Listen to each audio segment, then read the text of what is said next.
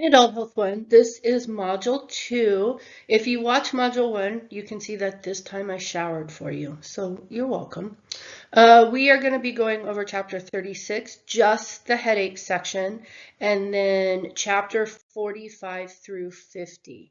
The objectives of this module are we are going to be able to identify typical types of headaches, causes, treatments, and then nursing considerations.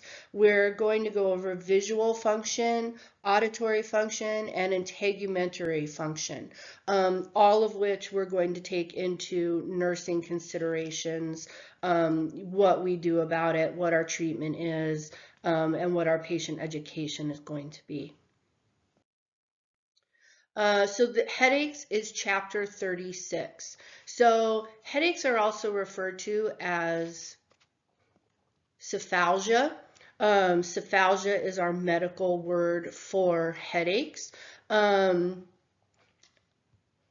see. Headaches are the most common manifestation of pain complaints, and they account for the most missed days of work and school and more visits to healthcare providers. So that's interesting. If you get stress headaches or anything like that, being in nursing school, know that you're not alone. Headaches also have vast implications in the performances of ADLs. So if we have a crazy migraine, we may not be able to go about our day, right? And some migraines can last for multiple days. So it may put you out for a week. Headaches are classified into two categories. They can be primary or secondary. Primary headaches are not associated with an other underlying cause. So a primary headache, just a headache. There's nothing else going on. Secondary headaches are caused by underlying pathology. So these could be related to infection, tumors, could be vascular problems, right? Medication induced possibly, and idiopathic causes. When we say idiopathic causes, what we mean is we don't know why. We think there's something else going on, but we don't know what it is, okay? And you will hear idiopathic causation related to other disease processes as well. So most headaches typically present with sudden onset of severe pain. We're going to start with tension headaches.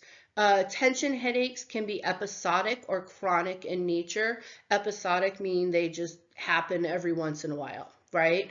So episodic tension headaches typically occur 10 to 15 days per month. They last 30 minutes to several days. That is horrifying. Chronic tension headaches occur more than 15 days per month during a 3-month period and are generally more severe than episodic headaches. Clinical manifestations include mild to moderate pain that is typically bilateral in the occipital area. So both sides back in the occipital area, right? Patients often describe the pain as constant pressure to the face, head, and neck, often with sensitivity to light. And cluster headaches. So cluster headaches are considered neurovascular headaches. Clinical presentation typically includes severe, unrelenting, unilateral pain, so one-sided, versus the tension headaches, which are bilateral, right? So cluster headaches are unilateral, and you tend to get the pain around the eye. So peak pain is usually within 5 to 10 minutes after onset, continuing in intensity for 1 to 3 hours. So they get worse, right? They generally occur around the same time for several weeks, more often at night, and reoccur daily to near daily. So maybe every day, maybe every other day, for weeks to months, and then the person will have periods of remission. So then they won't have any headaches. So then we go to migraines, okay? So migraines have 4 phases. They have the premonitory phase, which can occur 24 hours before the actual headache develops. So these are like signs and symptoms that the person may experience before that headache even breaks. Clinical manifestations include mood changes, fluid retention, increased urine output, excessive and uncontrolled yawning, and food cravings. Just prior to the migraine, many patients perceive particular sensations referred to as auras. Symptoms of auras include, but are not limited to, flashing lights and muscle weakness. What's important to know about this premonitory phase is that you can start your meds before the headache begins. So like I get migraines and I get an aura, and I see, like, if you look at a street and you can see like heat waves on coming off the pavement, basically, that's what I see as my aura typically. So I could start my migraine medication if I'm prescribed something specifically, or I know a treatment that works for me. I can start my treatment during that premonitory phase in the hope that it never gets to the stage of the headache, right? So that's a little bit, that kind of sets migraines apart, because we get a little bit of a warning that these things are coming on for the most part. During the headache phase of a migraine, the pain may start gradually building in intensity. For some, there is a migraine without the headache pain. So meaning that you can end up, usually it's like visual things, like you'll see, back to kind of like the aura things, where you get flashing lights. You may notice like points where you can't see, like your vision is being affected by this, and it may not even get to a full-on headache pain. Following the headache is the post-dromal phase. So after your headache has finally gone away, this migraine is finally resolved. This is now the post-dromal phase. During this time, many patients experience confusion and exhaustion. This final period can last for as long as 24 hours before patients feel that they are back to their baseline health. Many of the medications used for the treatment of migraines target specific phases of the migraine headache. So some may be specifically for before that headache part really hits the prodromal phase, right? Some target the headache itself, and then some take care of the signs and symptoms of that post-dromal phase afterwards. But something like this, premonitory, 24 hours before, then you have the headache, and post-dromal is 24 hours, you've just occupied an entire week with a migraine, right? That's horrible. Diagnosis of the specific type of headache or etiology underlying a headache really consists of excluding potential causes and depends on the time course of headache occurrence. So one method of tracking and characterizing headache symptoms over a period of time is the use of a headache diary. So like we talked with those cluster headaches, they can happen multiple days in a row, and then you go through a remission period. So the other thing with cluster headaches is they typically occur at the same time every day. So if you were keeping a headache diary, you could look back and be like, oh, these occur at pretty much 3 o'clock every day. Oh, that's when I have adult health 1. Right? But you can look back and track when your headaches are occurring. So on top of that, you want to record the time, the date of the headache, also like what you were doing at the time. Were you trying to sit through a 3-hour Adult Health 1 lecture? Is that what was happening? You want to record what foods and meds. Because all of those things can play into the causation of that headache, right? And so we're trying to identify triggers and rule out possible causation. So the benefit of the diary is that we can look at the patterns of when you are having those headaches, and that will help the physician diagnose what is actually happening. Other diagnostic tests that we can do, we can do blood. We could look for infection. You can do a complete blood count, see what's going on. There is a C-reactive protein and erythrocyte sedimentation rate, ESR. C-reactive protein is commonly referred to as CRP. So CRP and ESR, all those do for us is tell us that there's an inflammation process. They don't rule in or rule out any specific inflammation process, but they tell us that one is going on. So it's kind of like a nice starting place. We can test your cerebral spinal fluid, CSF, and we can do imaging studies like CTs or MRIs, looking for tumors and abnormalities that may contribute to headaches, right? They can do an EEG, which looks at the electrical activity of the brain. That could identify seizures. I mean, you can have seizures and not even know you're having seizures, believe it or not. So that an EEG can help identify seizures. It can also look at inflammation and potential brain injury that, again, maybe you don't know you have. Maybe you got a concussion back in 5th grade playing soccer. Who knows? You didn't even know. And now you have some damage. One of the things they also look at related to headaches is whether or not somebody may have sleep apnea and not know it. Because obviously not getting enough sleep and interrupted sleep where you're going hypoxic while you're sleeping can play into headache stuff. Okay, so we would look at all of those things. Treatment. So treatment for headaches. If you are having tension headaches, we are going to try to help you relieve your tension, right? They may use depression and anxiety meds for this. They may use counseling.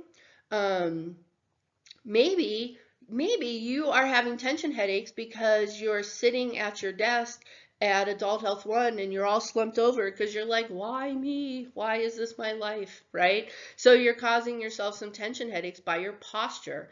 So that's one of the things that they may look at. And if it is posture related, maybe you need some physical therapy. Maybe you need some education on how to sit properly in your chair and not cause strain to your body like that. Arthritis can cause tension headaches, so we would use like anti-inflammatories related to that. There's also corrective devices, so all sorts of things that we can do. Tension and migraines. We may use NSAIDs, good old-fashioned NSAIDs, muscle relaxants, maybe sedatives, especially for those migraines. Antidepressants. Antidepressants they help a lot with pain, actually, or can help a lot with pain. So it's not uncommon to use antidepressants for something like that. Migraines specifically, again, like we talked about, the migraine medications are aimed at what phase of the headache you are in. So it could be prodromal, it could be for the migraine itself, and it could be for that after effect. So there's all sorts of the book lists a few different migraine medications. I wouldn't be particularly concerned at this point about any of them. When we are talking medications for Adult Health 1, you want to pay attention to the ones that have weirdo side effects, right? Like ones that you can't take when you're pregnant. Ones that you need to make sure you're not operating heavy machinery. So no forklifts or driving on the 60, right? Stuff like that. Certain medications will discolor your urine. That is always a teaching point and a medication you would want to pay extra attention to in your brain, because that is a weirdo effect of that medication. It is definitely something we want to know so that we can tell patients about it, because we don't want them going home having an expected side effect and then calling the physician panicking or going to an ER panicking, right? So when it comes to medications, anything that is strange you're going to want to stick in your brain. All right. So when you're looking through these migraine medications, the reason I'm saying there's nothing too crazy to think about is because they all kind of have the side effects that we would expect. They're going to help your migraine. There's nothing really crazy about them.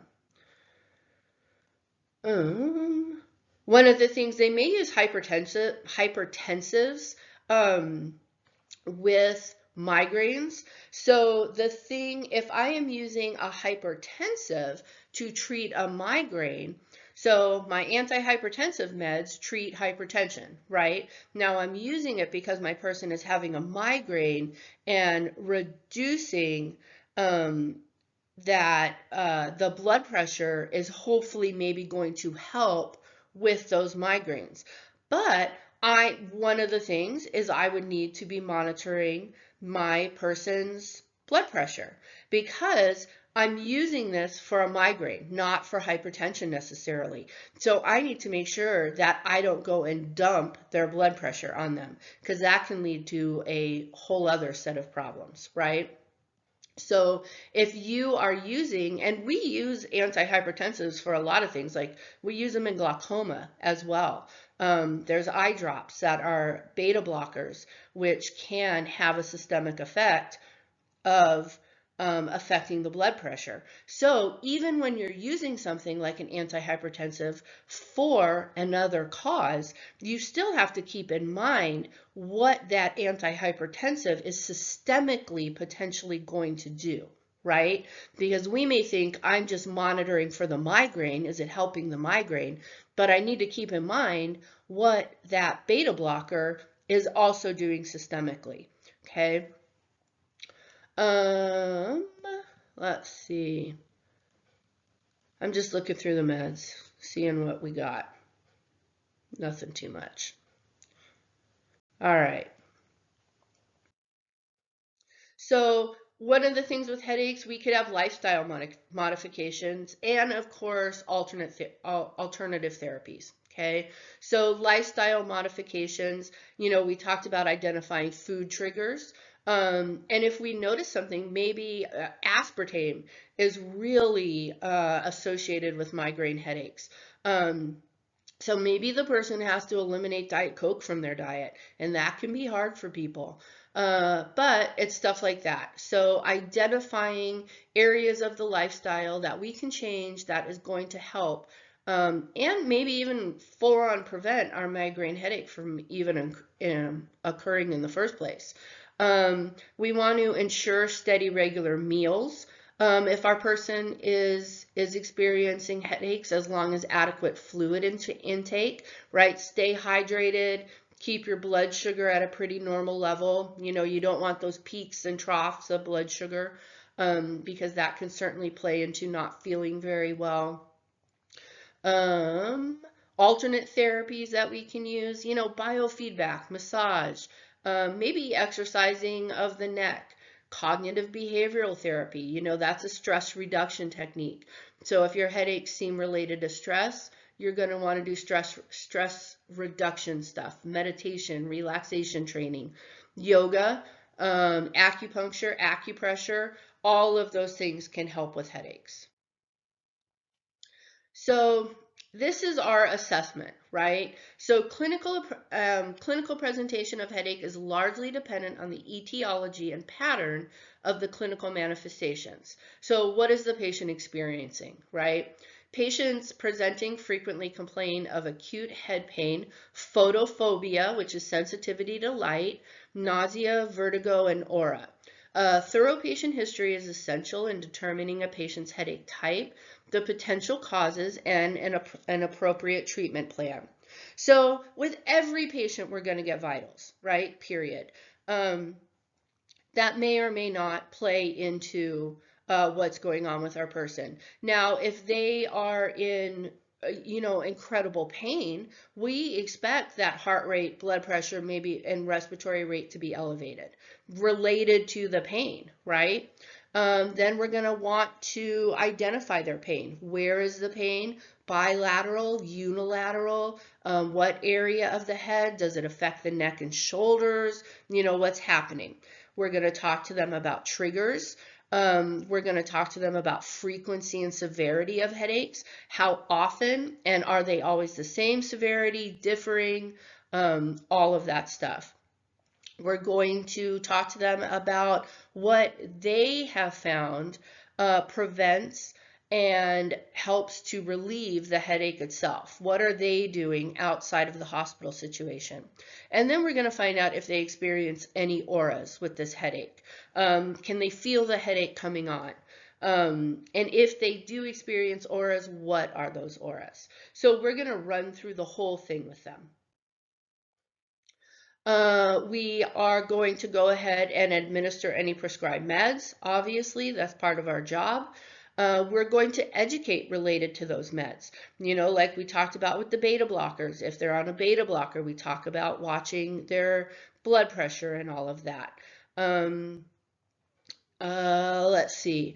So when we have a headache person, a lot of times they're photophobic, so they're sensitive to light.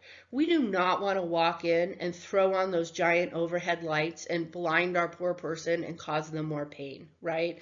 So we want a nice, calm, darker, quiet environment. Close the blinds, put on a less obtrusive light, that sort of thing, okay?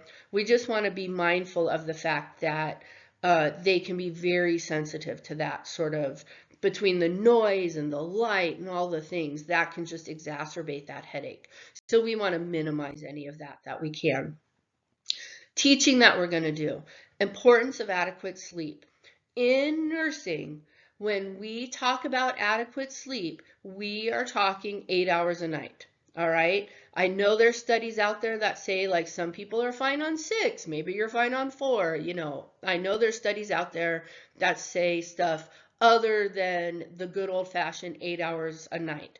But in nursing land, and specifically NCLEX land, when you have the opportunity to educate a patient related to getting 8 hours of sleep, say yes. Okay. That is one of the things we always push for, is 8 hours of sleep. All right. We're also going to educate our person about taking the pain medication as prescribed. And back to the food trigger thing.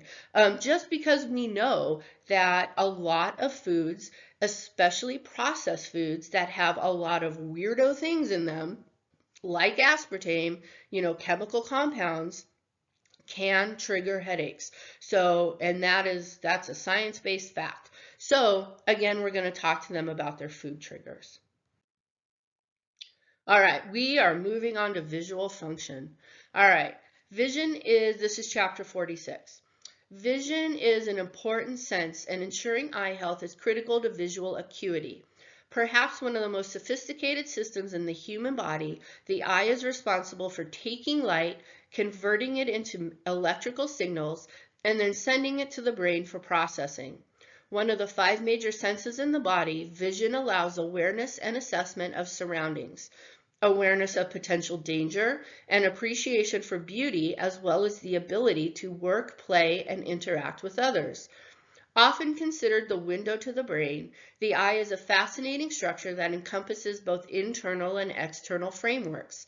The adult eyeball is often compared to a ping pong ball in size and shape. It sits in a hollow area of the facial skull called the orbit and consists of 3 layers.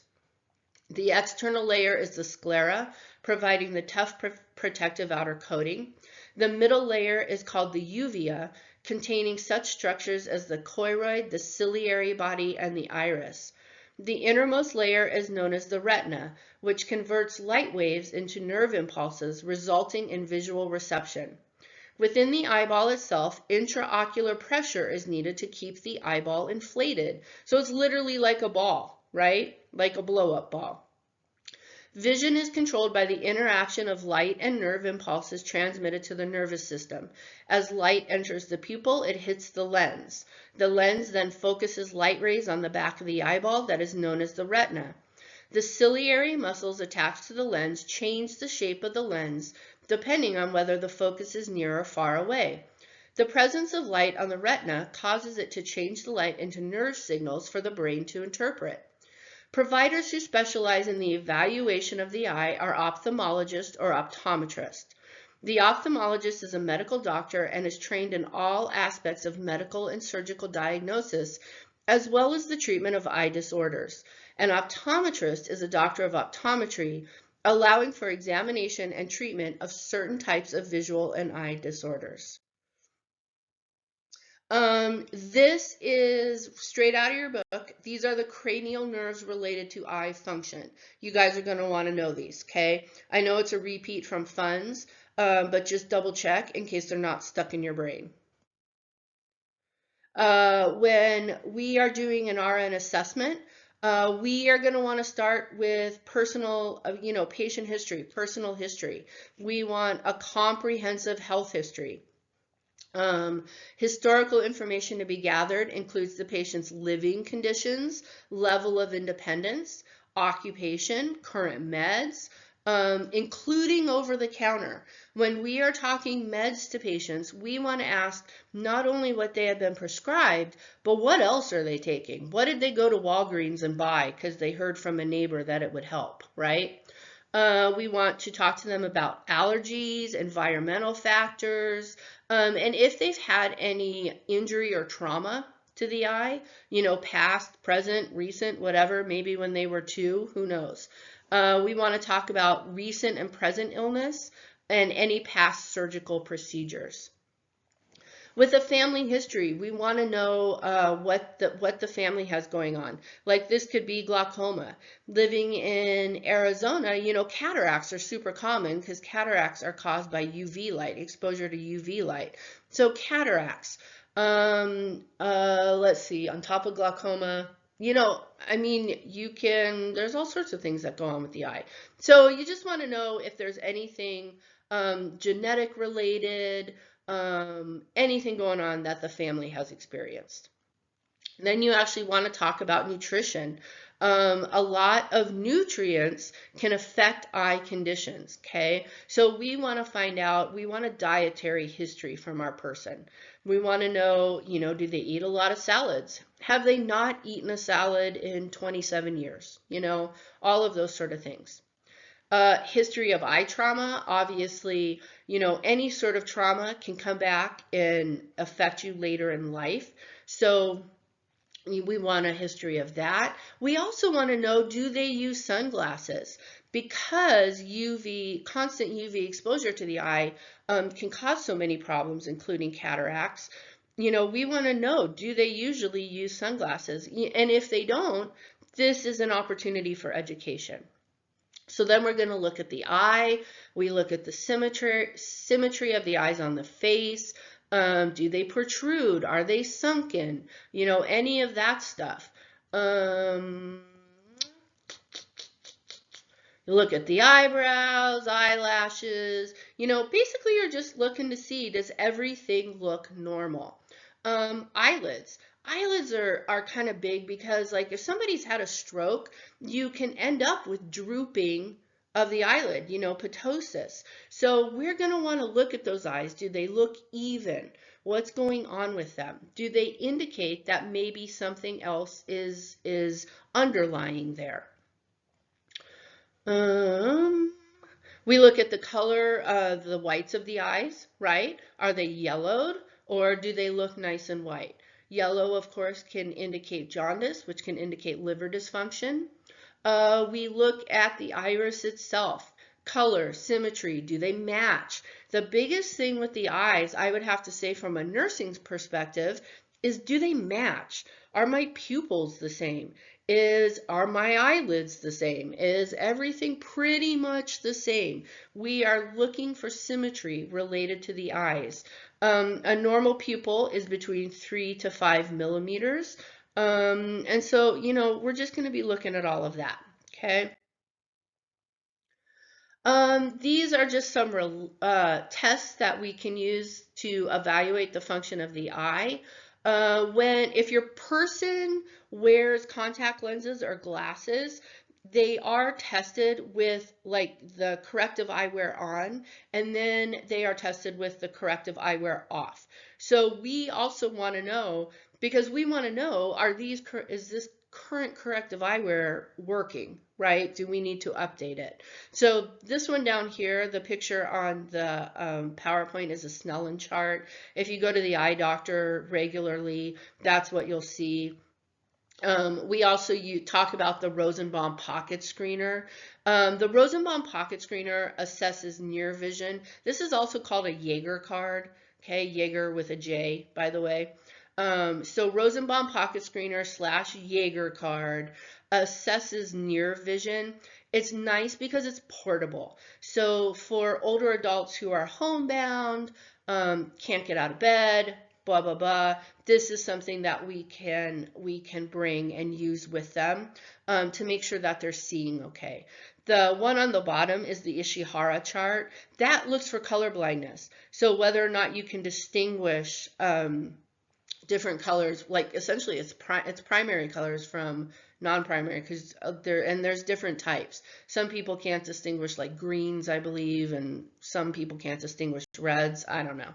But anyway, that's the Ishihara chart. We also are going to do an assessment of the 6 ocular movements because we are looking at eye alignment and coordination with these, right? We use this on patients older than 6 years of age, and the person stands right in front of you with their head kind of, fixed position, facing forward. And this is where we use like the pen light at about 12 inches away, and we follow the eyes. Right? We move the pen light and the eyes should be able to follow the pen light. Then we are going to look at pupillary light reflex. This is where if the pupil is exposed to bright light, we expect it to close up, and then in darker, as that pen light goes away, we expect that pupil to open right back up, okay? So we're just looking for pupil movement, and they should constrict equally, right? Again, with the eyeballs, the biggest thing to think about is we want those eyeballs to look the same on both sides. What one eyeball does, we want the other eyeball to do, okay? If they don't, it could be something actually wrong with the eyeball, but a lot of times it's an indication of neurodysfunction. So whether it's a stroke, whether it's brain trauma, whatever, not good. For diagnostics, we can use CT, MRI, ultrasound. There's even radioisotopic scanning, which is kind of cool because they inject you and then they go back in and take a look. So nursing implications related to all of these. Some of these procedures will use a dye, okay? So we need to assess for allergies, right? Also, anytime you use a dye, we are worried about kidney function because our kidneys secrete everything. They get those toxins out of our body. So if our kidneys are not working properly, they may not be able to excrete that dye or contrast material adequately. So we need to make sure our person's kidneys are working okay. If they're not working okay, we need to check with that renal doctor just to get approval that a contrast is all right. So that's some of the things we need to think about as nurses anytime we're using a contrast or a dye. Let's see, they talk about MRI.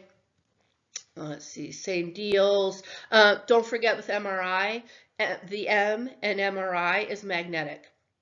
So no metals on our person. A lot of time now, people have piercings, and that's medical grade surgical steel, usually, right? Do you want to chance it? I don't know. But another consideration is people who have been in the military and could have shrapnel, people who have had surgeries and maybe have pins, rods, that sort of stuff placed from way back. We just want to be aware of what we're dealing with. So anytime you have somebody going for an MRI, one of your biggest questions is, do you have metal in your body? Okay. That's like, I don't know if I know I talk about TikTok a lot, but if you look up pictures of where a gurney has been sucked into the MRI machine because somebody transported a person on the wrong gurney into the MRI machine, and the MRI just, the magnet just sucked that right up. It's always good. Hopefully there's not a patient on it, because that could be really bad. One thing with MRIs, and maybe even CTs, but MRIs more so, because if you've never seen an MRI, it's this giant machine. It makes this tapping noise. It can be soothing or it can be annoying depending on your what part of the TISM scale you're on, right? But you go into a giant hole in this machine, and it can be very anxiety inducing for some people. So one of the things, if we have a person going for MRI, we kind of want to know, do they ever feel claustrophobic? Do they have a history of that? Have they ever had an MRI? Because they can use sedatives for people going into the MRI just to help them get through it. And some MRIs can last a while, actually. So, we may want to ask about sedatives and get an order for that. Let's see, anything else here? Ultrasound, again, with eye drops. We just want to make sure that dyes contrast, that sort of thing. Let's see, I'm looking through here. Nothing too crazy. With if they are doing a intraocular pressure test, so if you've ever had your eyes done, that's the one where you put your chin on the machine and then the machine blows a puff of air into your eye. This is kind of interesting. It's checking for glaucoma, first of all, because it's looking at the pressure in your eyes. But the patient, for the most accurate readings on this, the patient is instructed that the test is most accurate when no more than 2 cups of liquid are consumed 4 hours before the test, and no alcoholic beverages are consumed for at least 12 hours before the test. So, I have my eyes checked every year. I wear contacts, and I have never had somebody give me this direction. But I am guessing that if they are worried about you having glaucoma, or if they are really watching your pressures related to glaucoma, we're going to educate our patients about this, because we're going to want the most accurate reading possible, right? So that may be something that's not for everybody. We may not have to talk to every patient about that, but there's certainly going to be situations where we're going to need that. We're going to bring that up. Corneal staining is possible. A lot of these things, when we put something into the eye, we do not want to rub the eye after. That is a huge education.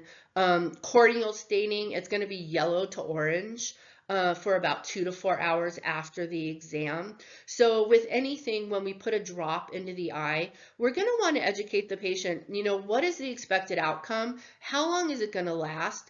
And at what point should you go back to the physician, right? Because what if you do have an allergy to that drop and you didn't know you would react to it? So when do we go back to the doctor, right? All right. This is, as you're going through FA Davis, if you open your textbook, there's a lot of safety alerts and stuff. Always pay attention to your safety alert, because this usually has to do with us as nurses. A lot of times it's patient education. So this is just talking about if our patient is receiving local anesthetic eye drops. So it's talking about them having allergies. Anesthetic eye drops may cause initial stinging discomfort on installation. So that's 100% something we're going to want to tell our patients. Do not rub your eyes afterwards, and then wear protective eyewear, okay, until normal sensitivity has returned. This is another one. So these are our eye symptoms that need further assessment. So sudden loss of vision, even if it's just like peripheral, right? Any sudden loss of vision, not good. Sudden onset of pain, flashing lights, physical trauma, or constant tearing of the eye with or without photophobia. And that photophobia, again, is being hypersensitive to light, right? So any of these things, go see a doctor. These are age-related changes. So as a person advances in age, the pupil becomes smaller and less responsive to light. It is common for people to need more time adjusting from changes in light levels as they age. So, like we were talking about the pen light situation, so those pupils, we use the word sluggish, right? When the pupils are not as brisk as we expect them to be. So in older adults, we may see a more sluggish pupil reaction, okay? Loss of lens elasticity is another expected change in the eye that occurs around the age of 45. This is when we start to need reading glasses. Yay! So loss of elasticity of the lens makes it harder for the lens to bend in order to focus on closely held objects. This loss of lens accommodation is known as presbyopia and makes reading glasses necessary for people in this age group. Another common expected change that occurs in the eye with aging is the gradual yellowing of the lens. This yellowing tends to absorb and scatter blue light, making it difficult to see differences in shades of blue, green, and violet. Dullness in color perception may become evident. This change in vision may also make it more difficult to navigate where an object ends and the background begins. So what you're seeing is not as distinct as it used to be, right? So you're just going to have some problems that you didn't have before. Deposits in the vitreous humor, often referred to as floaters. So these are things like when you look, you'll see it's almost like black little squiggly things, may appear like off and move across. These spots may occur as the vitreous humor develops opacities, so they're not see-through, that become visual to the patient as floaters and bounce in the visual field. Shrinkage of the vitreous humor may also cause the same clinical manifestations. Shrinking is also attributed to advancing age and is considered a normal expected process. All right. So when we are talking older adults, it's really important to know what's normal versus that's not a great sign, right? There may be increased dryness. This can be secondary to hormonal decreases in the body. Tear glands and conjunctiva may lose the ability to efficiently lubricate the eye and therefore produce dry eye. Arteries and veins of the retina become narrower with age, thus reducing blood flow and yielding a less responsive light reflex. The eyelids lose elasticity and tone, causing ptosis, which is drooping, thereby decreasing visual fields. So again, when we're talking though about that ptosis in older adults, we are still looking for these things to be bilateral. If they are not bilateral, that is when we worry. Now, floaters in the eye are not going to be the exact same floaters in each eye, right? But we would expect them to have floaters in both eyes, not just one. So that would be something we look at. But again, it goes back to all of this, bilateral or not. Now let's see. Now this is specific visual disorders. Okay, so visual disorders specifically. So the eyes are complex organs that work in conjunction with the brain to provide vision. There are many disorders of the eyes that affect vision, from visual disturbances that are treated with corrective lenses to degenerative disorders that potentially lead to total blindness. Understanding the pathophysiological changes associated with the various disorders provides the basis for the rationales for medical and nursing interventions. So what is going on in the eye related to these disease processes, right? So refraction disorders. So refraction is one of the 4 functions of the eye that controls clarity of vision no matter what the distance. And there are 4 refractive errors that occur when the bending of light rays by the cornea and lens do not focus the image correctly on the retina. Myopia, so that's nearsightedness, all right, results from an eyeball that is too long or when the cornea has too much curve present, thus allowing the focused image to fall in front of the retina. Hyperopia, far-sightedness, so I can see things far away, is the opposite issue, causing the image to fall behind the retina. Astigmatism, that is simply related to a misshaped cornea.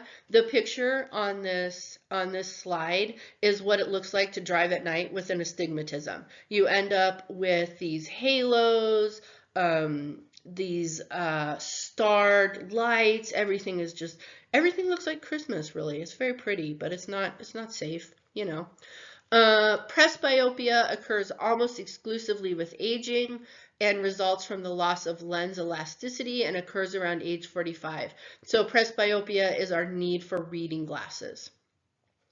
The diagnosis of a visual acuity disorder may be made in a general provider's office or clinic by using a Snellen chart. Remember that the Snellen chart is the one that you see if you ever had your eyes checked. It's got like the giant E and all the letters, and it goes down and gets smaller. All 4 visual acuity disorders may be treated medically with corrective eyeglasses or contact lenses. Surgical options are also available for each disorder. Depending on expected results, patient age, and personal circumstances, treatment plans are individualized for the patient. So basically, our treatment plan for these people is based on what's going on with them, how old they are, what other things they have, and to be honest, are they able to pay for LASIK surgery? Does their insurance cover it? What's going on with this person, right? So all of that stuff comes into play. So related to assessments, vital signs, of course, but we're really not going to, we might be looking for elevations, especially blood pressure, and we're also going to be looking for pain. But could a person be anxious just being in a doctor's office and that causes the hypertension? Sure, possibly, right? So, we have to look at all that, but for the most part, vitals don't play a whole lot of role in this. We do want to know about any changes they've seen in their visual acuity. We are the physician will do the visual assessment and diagnosis related to visual acuity. Let's see. Just take into consideration age-related changes, all of that stuff, especially when we're asking them, has there been any changes in visual acuity? When I went to my eye doctor appointment, when I turned 48, all of a sudden I freaking needed readers out of nowhere. And so that was something I told her, yeah, all of a sudden I can't read my computer screen. And she's like, oh, you're that age. I'm like, oh, that's great, right? But that is an age-related and expected change. Now, if I was 22 and suddenly go in and I'm like, I can't read my computer screen, that's a whole other conversation because that is not an age-related expected change at 22. Right? So you can see how the age factor really plays into, are we concerned or not concerned?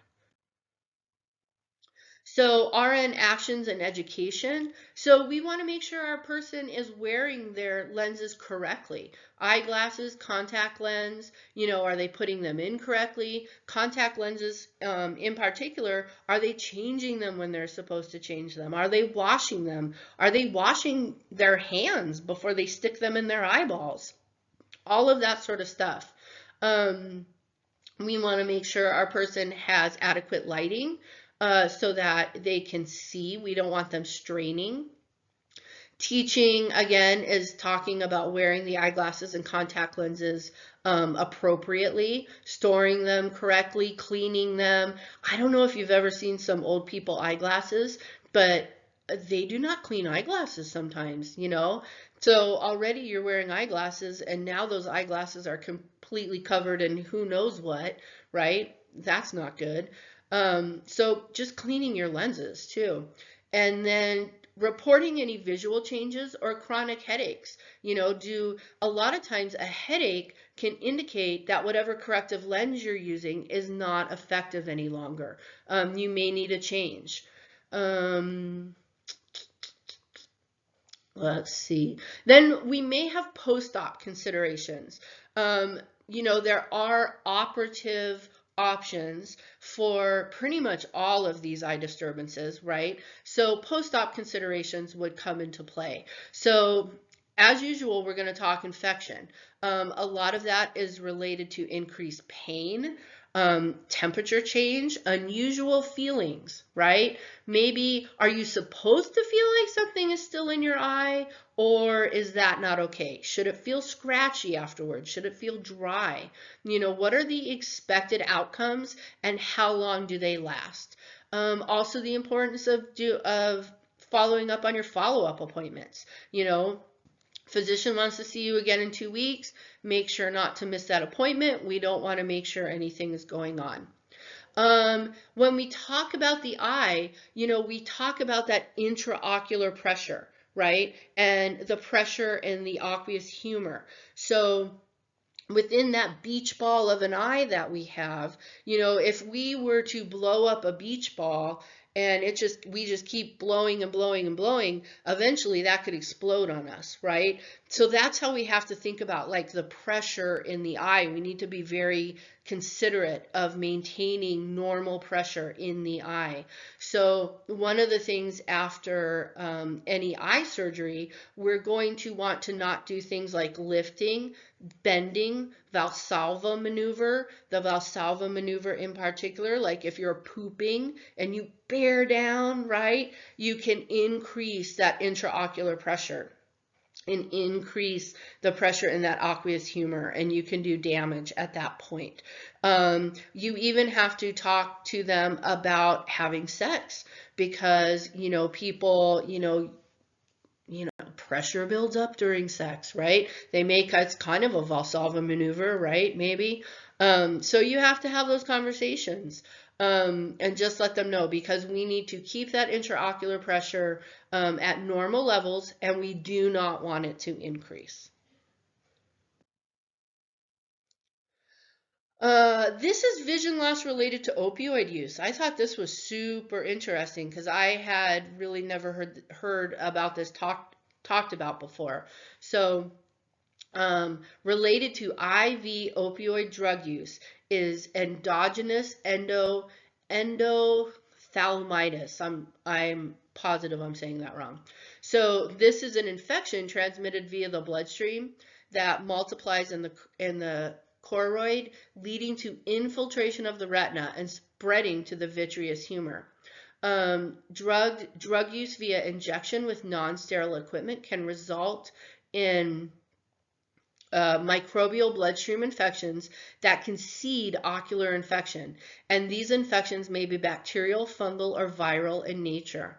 So despite treatment, nearly 50% of those affected will have no light perception, and the condition can lead to partial or complete blindness. Most commonly, treatment begins with prompt intravitreal antibiotic administration combined with hospitalization, infectious disease consultation, and IV antibiotics. Clinical manifestations of this disorder include red painful eyes, photophobia, floaters, decreased visual acuity, and corneal edema.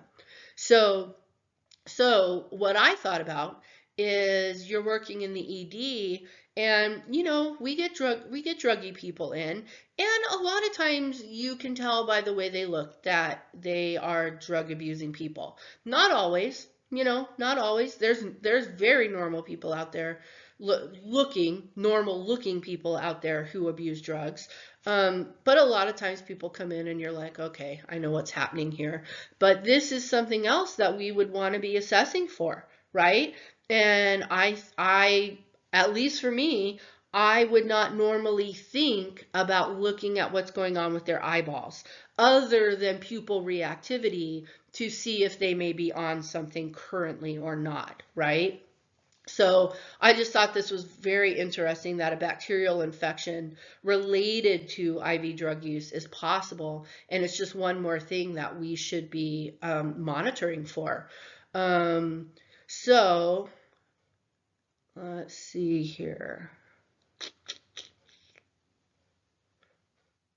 So really our teaching, if it comes down to it, I mean, if they are positive for this, they are going to be hospitalized. So discharge teaching, though, is talking about cleanliness, right? Talking about community programs where you can use clean needles, needle exchange programs and stuff like that. You may, obviously, ideally, we would like to talk about, addiction counseling, addiction control, that sort of thing. But a lot of times these people just, a lot of times they go back to the life that they're living. So we need to make a difference where we can. And if that's getting somebody to not use dirty needles, or know that a needle exchange program is right down the street, or, whatever, make a difference where you can, right? But we also need to educate them related to the IV opioid use and the development of infections. And even if it doesn't go to the eye, could it become a bloodstream infection? Totally. Yep. Absolutely. Could all of that become systemic and they get septic and die? Yep. All of it. So, we do education where we can. We also want to try to stress follow-up, right? Something like this, you're talking about your eyesight. Usually once it's gone, you've lost it. So we need to really stress follow-up. Is that going to be difficult if our person's homeless? Definitely. Will they maybe just go back to the ED? Possibly, if that's the closest area for them. But any follow-up is still follow-up. So a lot of education related to this. Our next slide just talks about pink eye. So pink eye is just inflammation of the conjunctiva. Okay, it can be allergic, bacterial, viral. When it's bacterial or viral, it is very easy to spread, especially if it's in a little kid, because they just rub their eyeballs and then touch you, right? So it can be related to all sorts of things, though. It can even be related to like noxious chemical exposure or injury. So pink eye can affect all ages, races, and genders, and socioeconomic status. It doesn't have to do with any of that. Clinical manifestations. So allergic conjunctivitis. They're going to have red pink sclera, itching, burning, tearing, and puffing eyelids. Bacterial, we might have some drainage. It might be yellow, purulent, might have a smell to it, right? Purulent drainage, never a good thing, okay? They may have a gritty sensation in the eye. They may actually say like they feel like sand is in the eye, so not good. And again, purulent drainage, regardless of where it is coming from, never good. All right. Viral conjunctivitis. You could get this related to a cold. Remember, everything's a little bit attached, right? Maybe, especially little kids, they wipe their nose, they wipe their eye, bingo, there we go. So things can spread really easily. With viral, you're probably going to see a watery discharge.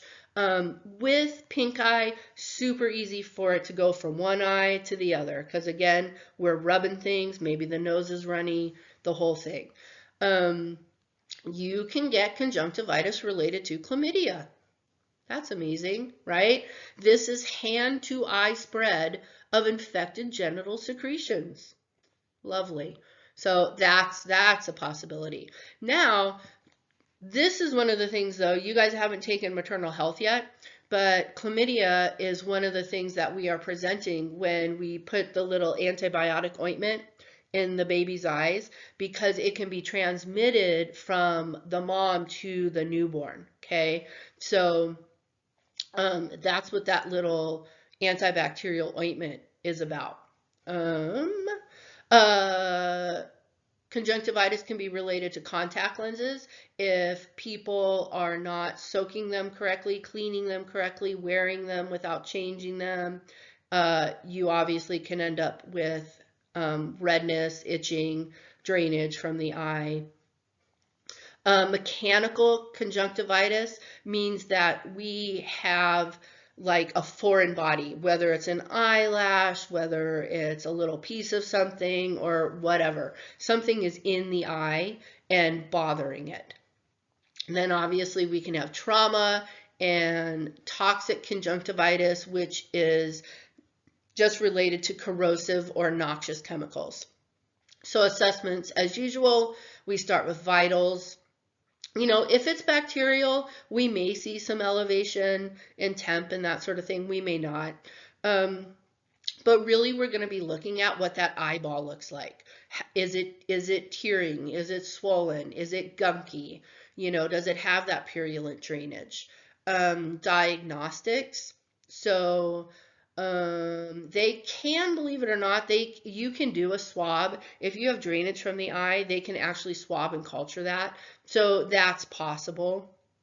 I have never heard of somebody swabbing the drainage from an eyeball, but maybe if they are expecting, for whatever reason, whatever your based on history is, if they are suspecting that it's something particularly nasty, like maybe chlamydia, maybe something multi-drug resistant, they may swab it, just because you may need a higher dose, a more effective antibiotic drop, right? So it's possible. And then, of course, age-related, there's no age-related concerns related to this. So that's not a consideration related to pink eye.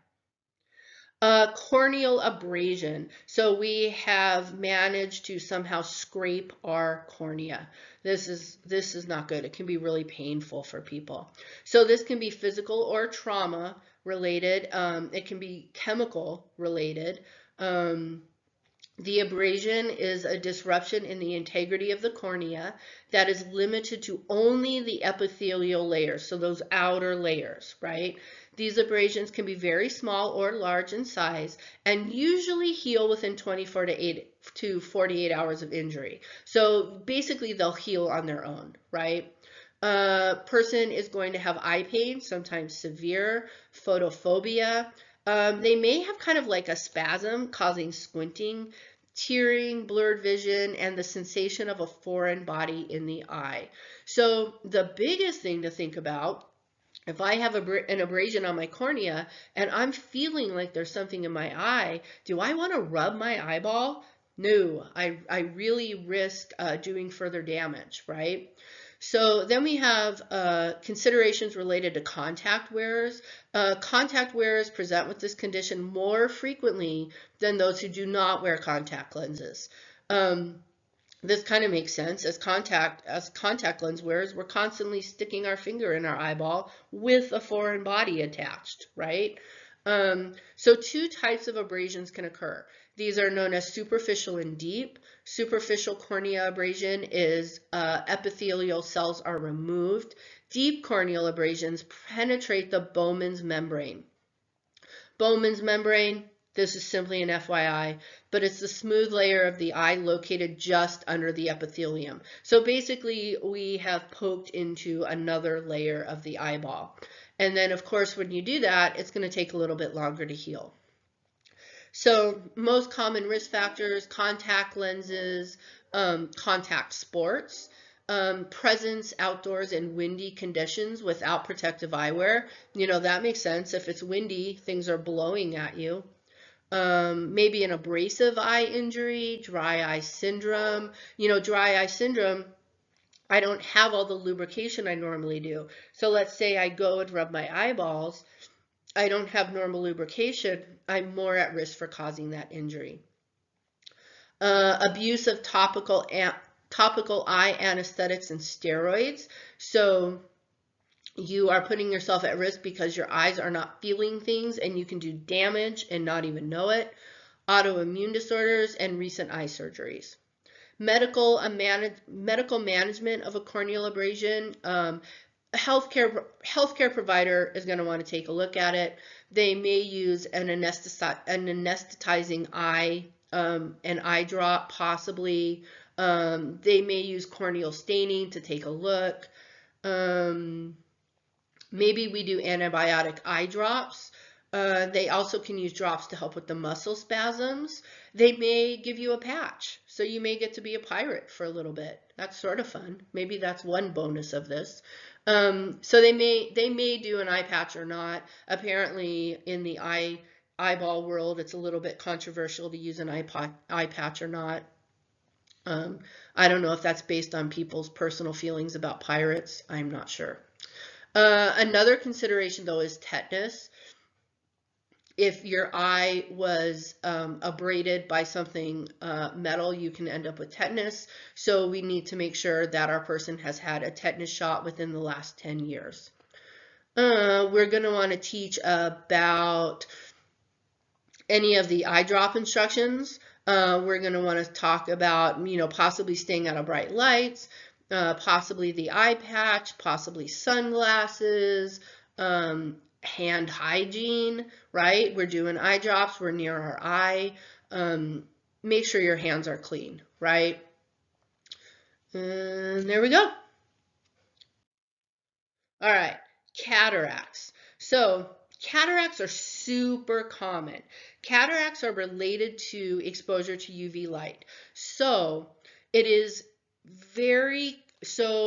cataracts are very common in older people, which makes sense because who has been on the earth longer, being exposed to the UV of the sun longest? Older people, right? So it makes sense that the older you are, the more likely you are to experience cataracts.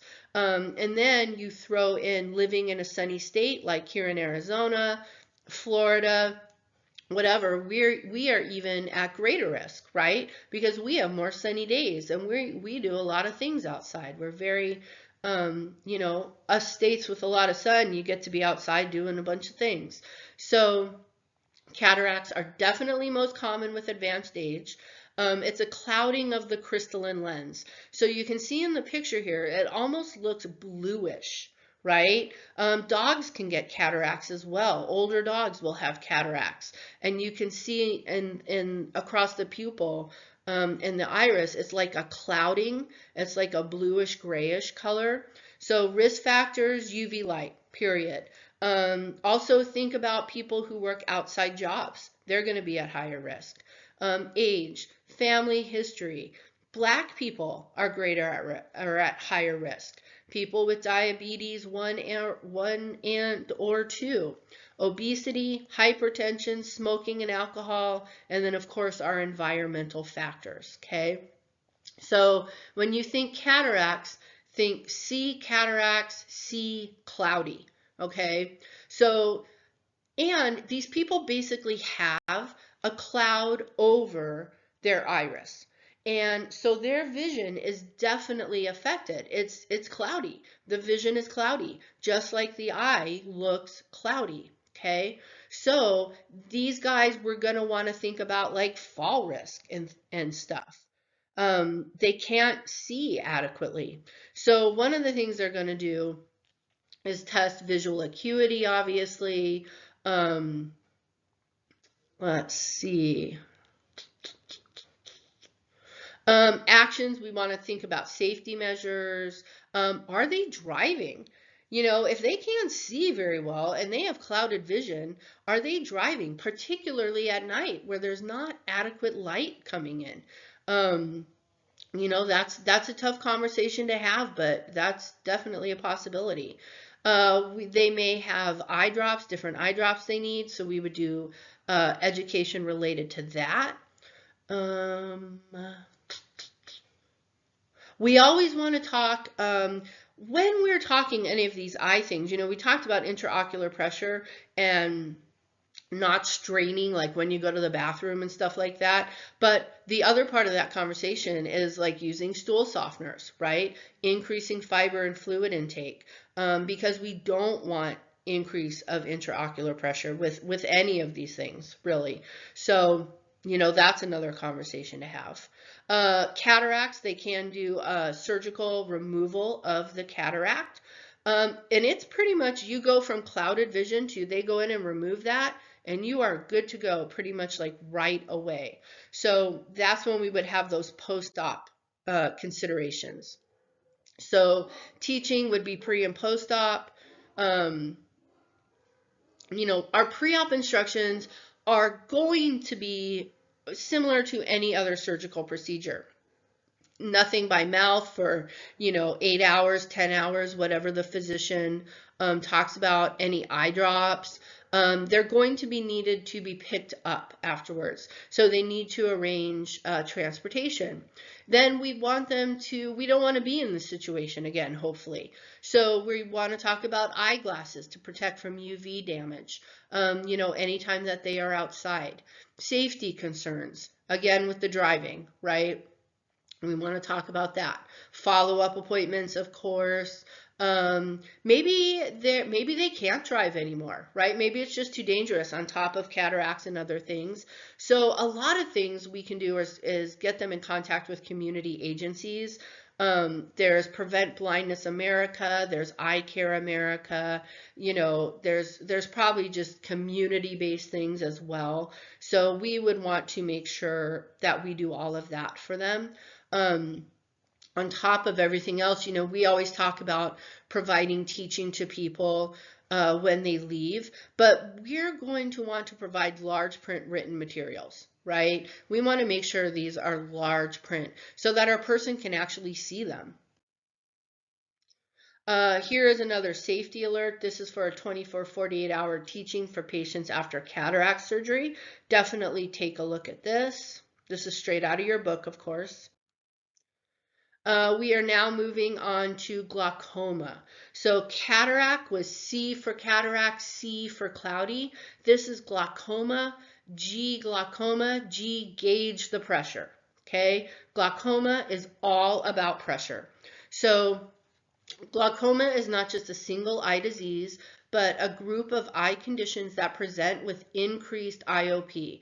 IOP is intraocular pressure, okay, and result in damage to the optic nerve, leading to the loss of vision. So the pressure ends up pushing on that optic nerve, and the person ends up losing vision related to that.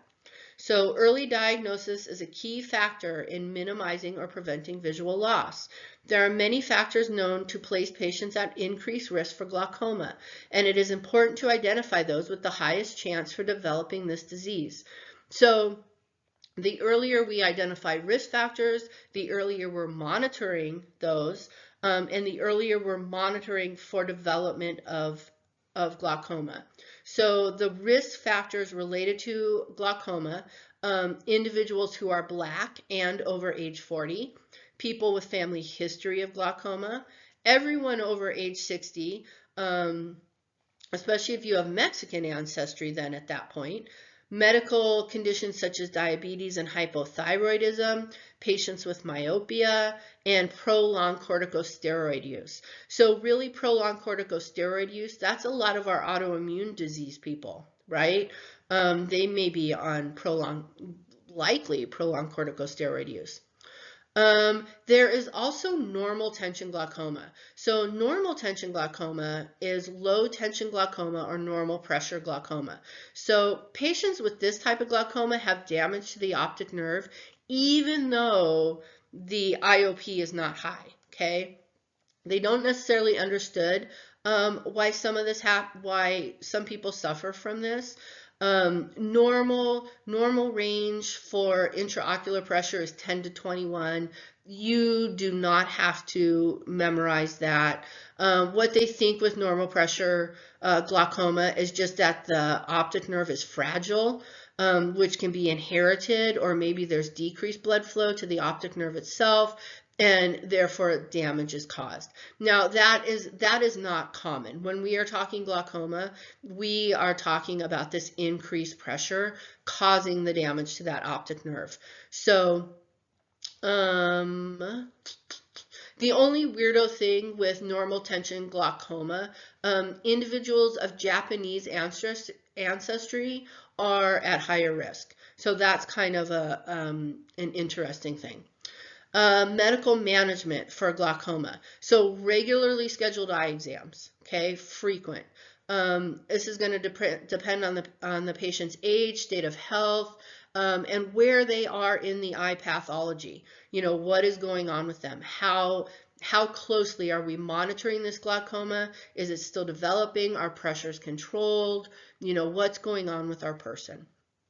So they can do procedures where they actually, what happens is the fluid builds up, okay, causing this increase in intraocular pressure. So they do a procedure to help drain the fluid in the eye, and this can help.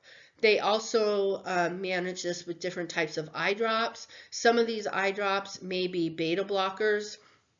So like we were talking about before, even though this is an eye drop that's a beta blocker, you know, we want to monitor that heart rate and that blood pressure just to make sure that there's no systemic results that we're unaware of.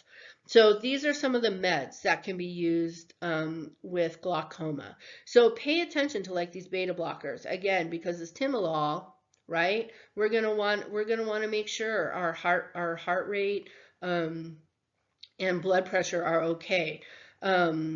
Let's see, epinephrine compounds. Okay, so epinephrine, one of the side effects of epinephrine is it opens everything up and can make your heart race, and you can feel kind of like, whoo, dizzy, right? So any of those side effects of epinephrine, we're going to want to make our people aware of. Glaucoma RN interventions and actions. So really we're going to look at visual acuity with this. This is typically unilateral, okay? It will start in one eye. You can end up with glaucoma in both eyes, but this is one of those things that can be unilateral. We are going to want to do things like decrease anxiety, because anything that increases blood pressure runs the risk of also increasing intraocular pressure, which we do not want to do. There is a progressive nature to glaucoma, so we need to be really honest with our patients about this. There is a potential of losing eyesight. So we would do stuff, education with them related to, what if you can no longer drive? Do you have public transportation available? How would you get to your doctor's appointments? How do you pick up your prescriptions? All of that stuff. Can you manage your house at that point? So we would want to talk about all of that. Home maintenance may be a thing. Visual field defects. People can lose like peripheral vision. With some eye disturbances, you lose central vision. So you need to be aware of that especially if you're insisting on still driving. Hey, I can't see out the sides, right? I need to know that there could be something there that I'm not aware of.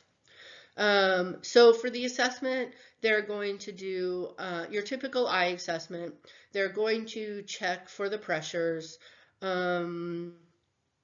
Again, we talked about checking for the intraocular pressure. That's that machine, you put your chin on it, blows puff of air into your eye. We talked about that teaching about not drinking four cups of liquid beforehand, and then no alcohol within 24 hours to get the most accurate reading. Again, all of our education is going to be about not increasing that IOP. So no bending, watch, be careful during sex, sometimes maybe no sex, stool softeners, all of that stuff. They, with our person, if they are post-op, we want to keep the head of the bed at 35 to 40 degrees. Again, we don't want them laying flat because we don't want, gravity is our friend. So we don't want that pressure building up, and keeping that head of bed up allows for gravity to help us and keep fluids draining and that sort of thing. Avoid bending at the waist for at least 48 hours. Avoid constipation. So all those things we keep talking about, right? Teaching. We talked about this. Progressive nature of the disease. Medication instructions.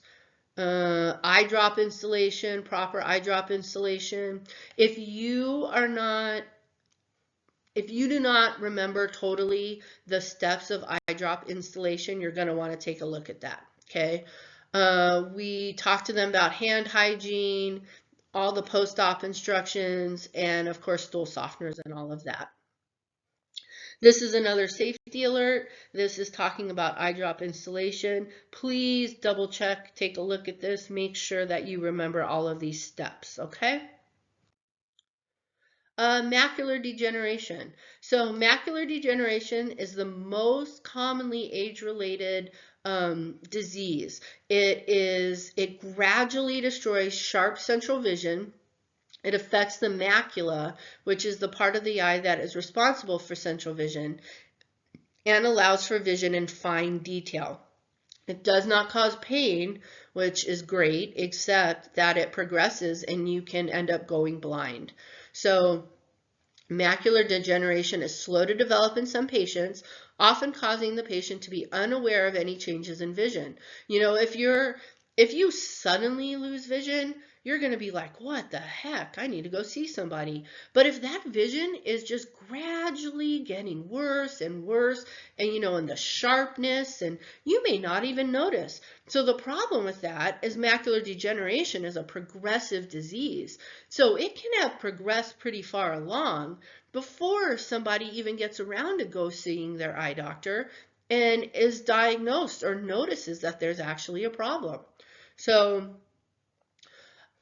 patients who have advanced macular degeneration in one eye are at high risk for developing the same condition in the other eye. So once you have macular degeneration on one side and it is advanced, you're now putting that other good eye at risk. Greatest risk factor for macular degeneration is related to advancing age. There are modifiable and non-modifiable risk factors for this disorder. Modifiable: high blood pressure, high cholesterol, obesity, smoking, decrease in zinc blood levels, which that's kind of a weirdo one, right? Non-modifiables are age, family history, females are more at risk than males, and this macular degeneration is most common in white people. So dry macular degeneration. So we have dry macular degeneration and we have wet macular degeneration. Wet MD always starts out as dry MD, okay? So a person always starts with dry MD first. What we see with dry MD is the formation of drusen bodies, okay? These are these yellow protein deposits behind the retina. So you can see in that picture, all those little yellow spots, those are drusen bodies, okay? So when your ophthalmologist goes and looks in your eye, what he's gonna see are those drusen bodies, all right? And these are usually found in people over 60, okay? Let's see. So there's 3 phases of dry macular degeneration. There's early, intermediate, and then advanced. In early dry macular degeneration, patients present with few small to medium-sized drusen bodies with no other clinical manifestations and no vision loss. So early, we just see these drusen bodies. So ideally, this is where you catch this disease, right, in the early stage. With intermediate, we're going to have medium-sized drusen bodies and maybe some large drusen bodies. Patients may have a blurred spot in the center of their visual field. That's because, remember, with macular degeneration, we are losing central vision, okay? And then patients with advanced macular degeneration have a breakdown of light-sensitive cells and supporting tissue in the central retinal area. Still going to have drusen bodies. Breakdown can cause a blurred spot in the center of vision that will gradually get bigger and darker, taking up much of the central vision. So as we're looking straight ahead, we're not going to see straight ahead any longer. You're going to have peripheral vision, at least initially, but that central straight ahead vision, you're going to end up with a blind spot, and that's going to get bigger and bigger and bigger. Clinical manifestations initially, straight lines can appear distorted, absent or distorted central vision. You may have dark or blurry areas, diminish or change color perception. Let's see. That's pretty much it. And remember, this is gradual, so there's a fair chance you're not going to notice till you're a little bit further along. So then you may progress, you may or may not progress to wet macular degeneration, okay? So wet macular degeneration occurs when abnormal blood vessels located behind the retina start to grow under the macula. These new networks of blood vessels are known to be very fragile and often leak blood and fluid. The blood and fluid raise the macula from its usual position at the back of the eye, and damage to the macula occurs rapidly. Clinical manifestations. Wet MD usually causes a quick loss of central vision and is also known as advanced macular degeneration. One of the earliest symptoms of this disease is that straight lines begin to appear wavy. So notice now we have this quick loss of central vision, but guess what? We are at the advanced stage. So treating this and making preparations, not a whole lot you can do about it, right? So most common treatments for macular degeneration, laser surgery, photodynamic therapy, and injections directly into the eye. There is no cure, okay? Despite treatment, the disease may continue to progress. They don't even know. Once dry macular degeneration reaches the advanced stage, no form of treatment can prevent vision loss. So let's see. This is just straight out of the book, but it's talking about the NEI's age-related eye disease study, and it found that taking high-dose formulations of some antioxidants and zinc can reduce the risk of vision loss, which is interesting, because nutritional recommendations are then made when you're diagnosed with macular degeneration. And that includes like upping your vitamin C, your vitamin E, beta carotene, zinc, and copper. And this has shown promising outcomes where it actually reduces the progress of the macular degeneration. But there is no complete cure, and the goal of therapy is just to preserve whatever vision the person has. This is just straight out of your book. It talks about some of the food recommendations related to age-related macular degeneration and diet. These are about foods to avoid. So foods that clog the blood vessels, okay? Don't forget, like around our eyeball, we have all these tiny little blood vessels. So the more open we can keep those, the better we're going to be at protecting our vision. So this is like avoiding fast food, processed food, oils. It talks about oils, lard and vegetable shortening, margarine, high-fat dairy foods, which is interesting, and then fatty beef, pork, and lamb, limiting sweets and sugars, because they can cause inflammation. More and more we're realizing how inflammation within the body is linked to all of these disease processes. So anything that we can do to limit inflammation in the body is going to be better for us overall in general, right? Nursing interventions, of course, we're going to do vitals, but there's really no link between vitals and macular degeneration. Again, maybe blood pressure, right? Physical assessment, that is going to be somebody, a physician looking at the eye, identifying those drusen bodies, and checking out the blood vessels to see, hopefully we are not at the advanced stage. We're going to look at visual acuity. Um, you know, how sharp is our person's seeing, and we have to talk about safety precautions, provider follow-up for sure. If we know that the outcome of this disease is that our person can go blind, the benefit of catching this early before our person does go blind is we can help them prepare. So that's transportation. That is identifying, how do I get my meds? You know, all the stuff we talked about before. Can they move around their house? Do they need home health? And then, of course, what community resources are available? All right, retinal detachment. Retinal detachment is a condition that may cause permanent vision loss and is considered a medical emergency, requiring the patient to seek immediate attention by an eye care professional. The retina is a structure within the eye that is light sensitive and sends visual messages to the brain via the optic nerve. Detachment of this structure can happen as it is lifted or pulled from its normal position. Clinical manifestations of retinal detachment experienced by patients may be sudden or gradual.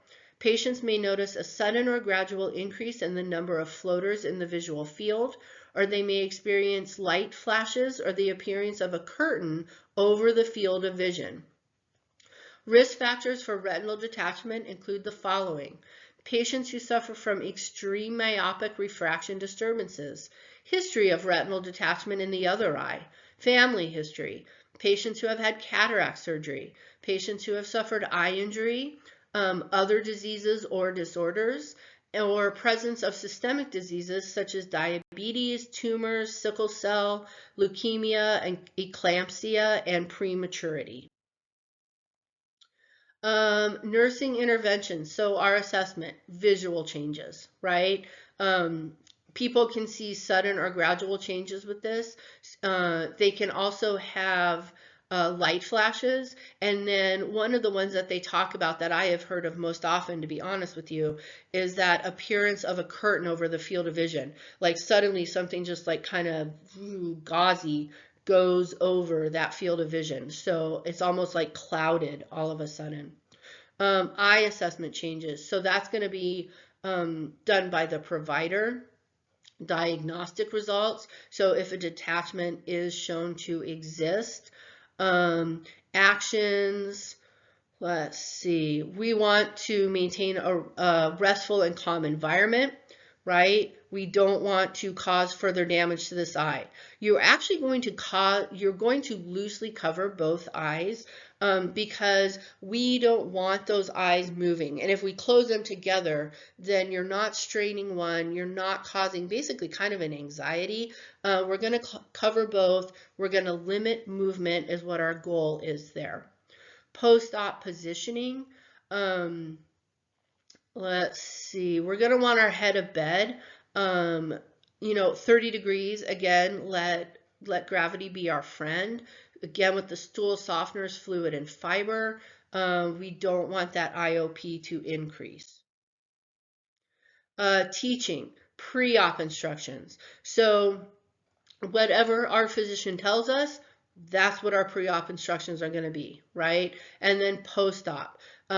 Different physicians can have different post-op instructions. So again, maybe with that eye patch, possibly eye drop installation, monitoring for hemorrhage with this. That can be a big deal. So we want to make sure somebody knows if they have increased pain, increased drainage. We do not want them to vomit, sneeze, no sudden movement, no lifting, no constipation. Again, IOP, right? No bending over at the waist. Sex is probably out for a while. We want them to have dark sunglasses on, maybe even inside. Like if they're married or You know, if somebody likes to keep all the lights on, you know, they may want to wear their eyeglasses inside. All right, eye trauma.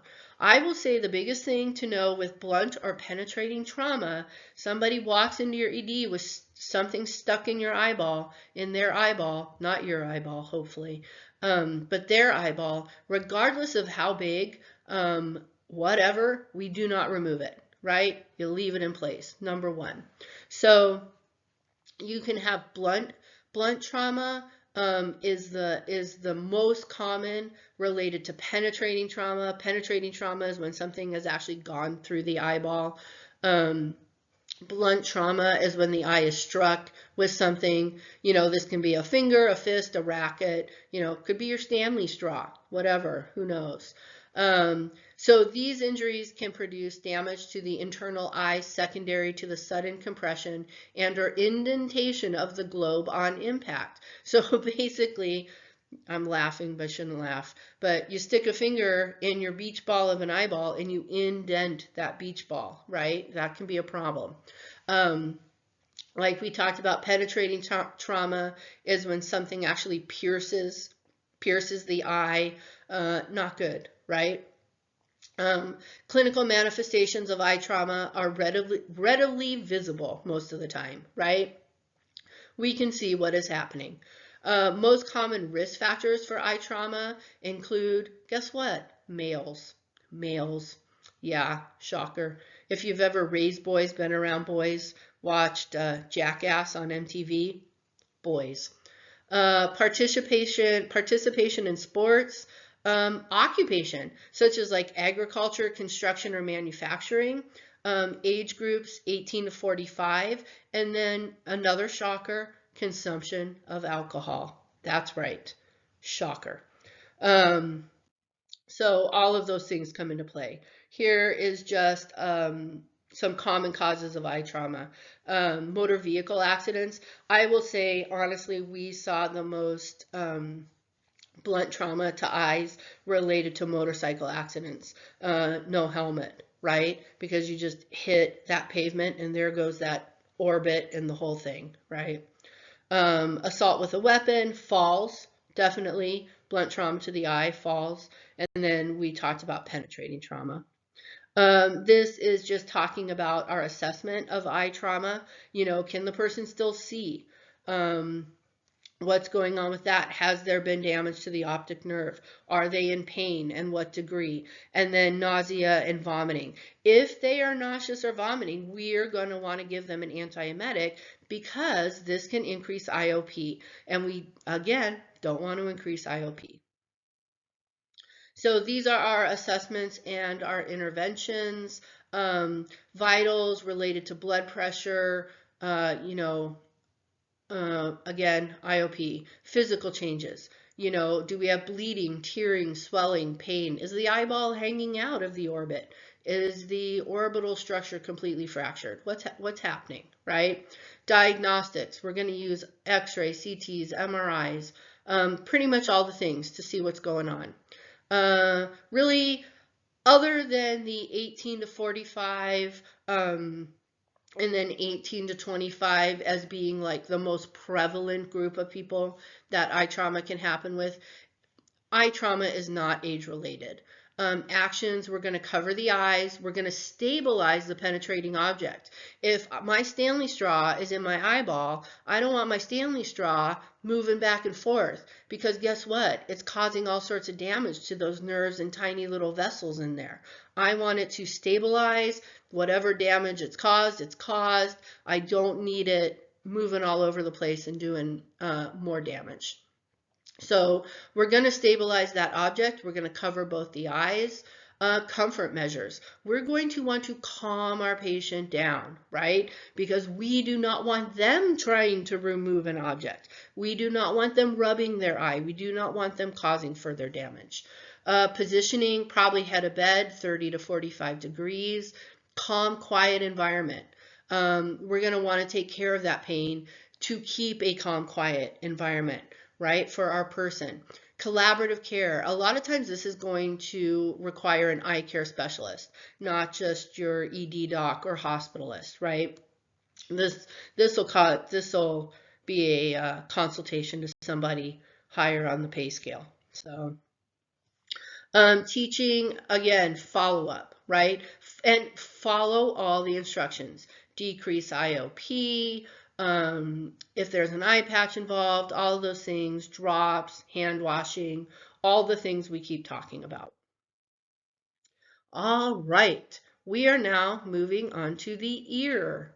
Okay, we made it through the eyeball. We're moving on to the ear. All right, the ear is an extraordinary sensory organ that works in conjunction with the brain to interpret sounds.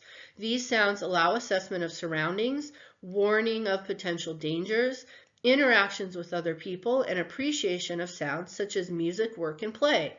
Many aspects of daily life are affected by the ability to hear. Assessment of the anatomy and physiology of the ear provides essential data about hearing and balance. The interpretation of screening assessments and diagnostic results is also pertinent to providing comprehensive care to patients with hearing disorders. The external ear consists of the pinna, mastoid process, and external auditory canal. And the major function of this portion of the ear is to funnel sound waves. The middle ear includes the tympanic membrane, which is also the eardrum, the malleus, the incus, the stapes, and the eustachian tube. The middle ear has three functions: conducting sound waves from the outer ear to the inner ear, protecting the inner ear from loud sounds, and equalizing pressure in the middle ear. The inner ear consists of the bony labyrinth. I just want to tell you, I love the way the bony labyrinth looks. It looks like a little snail tucked in there. I love it. Which holds the vestibule and semicircular canal. There's that semicircular canal. I guess that's the part that looks like a little snail. The cochlea is also housed here and contains the main hearing apparatus. Cranial nerve 8 contains the sensory cells, you know, those little sensory cells, little fibers of the inner ear, and consists of the cochlear nerve, which carries information about hearing, and the vestibular nerve, which carries information about balance directly to the brain. So it's a little complex situation happening there. All right. Detailed to do an assessment of auditory function, first we're going to get a detailed history. You actually get a detailed history before the physical exam, right? We're going to start small first, so we're going to get our detailed history. During the assessment of the auditory system, it is important that the provider carefully listen, ask questions regarding the patient's medical history and family history, and note any current medications the patient is taking. A lot of meds are ototoxic, so we want to know what meds people are on, and again, over the counter as well. Observation of the patient's posture and facial expressions can also yield clues about hearing difficulties. For example, does the patient frequently lean toward the provider when questions are being asked? Other careful considerations include whether the patient is able to accurately answer the questions and if there are frequent requests to repeat questions. The box 47.1 provides common clinical manifestations of hearing impairment. So just take a look at that, be aware of it. You know, what things does a patient demonstrate that could indicate to us that they may be hard of hearing? Because do people always want to admit that they're hard of hearing? No, they do not, right? They'll be like, no, I'm fine. Meanwhile, you can hear their television from 5 states over, right? So as nurses, we're going to look for signs and symptoms that even, and this is true for everything, even if a person is denying something, are they demonstrating stuff that says otherwise, right? And that's part of us learning how to do an adequate and appropriate nursing assessment, is for looking for signs and symptoms of what is actually going on with our person. So, personal history. Questions regarding past ear infections, trauma, surgeries, exposure to loud noises and music. Are they a roadie for a rock and roll band, right? Would this play into ear damage? 10,000%. Occupational hazards. Itching of the ears. Do they have a lot of itching? Do they have a lot of wax buildup? Do they have problems such as vertigo, which is a spinning sensation, like even when sitting, and we'll talk about that. Tinnitus or tinnitus is ringing in the ears. Hyperacusis is intolerance for sound levels, not normally experienced by others. You know, this could be a bit of autism, but it could be something else. Difficulty hearing or understanding words. In addition, history of current illness, past illness, especially those requiring treatment with known toxic medications, smoking history. Nicotine actually can cause damage to sensory cells, so smoking history. Allergies, family history, all that stuff. If a patient is wearing a hearing aid, we may need additional assessment, right? Hearing aids function as an accessory to make sounds more audible. They do not correct the hearing loss. The device is designed to amplify and modulate sound for the patient and is specifically designed on the basis of the provider's interpretation of the patient's hearing evaluation testing. Many different hearing aids are available, and some are designed to be placed in the ear canal itself, whereas others are designed to be placed behind the ear. Wireless technology also has an impact on hearing and advancing hearing aid capability. It is important that the provider continue to assess whether the use of the hearing aid is actually improving the patient's hearing, and note when the patient last had a hearing evaluation. Future follow-up plans at predicted intervals should also be discussed with the patient before leaving the provider's office. So here we go again with making sure you follow up appropriately. This is your slide with signs of hearing loss. Just take a look at that, right? Have those signs in your head. This is assessment of the auditory function. This is going to be done by a physician. We may inspect the ear and then palpate external ear. You look at the size and shape of the ear. They should be equal, right? Should be equal bilaterally, there we go. No swelling or thickening. Color should be consistent with facial tone. We're looking for lumps or lesions. All of that stuff. Then the physician is going to use an otoscope. This is where they actually look inside the ear.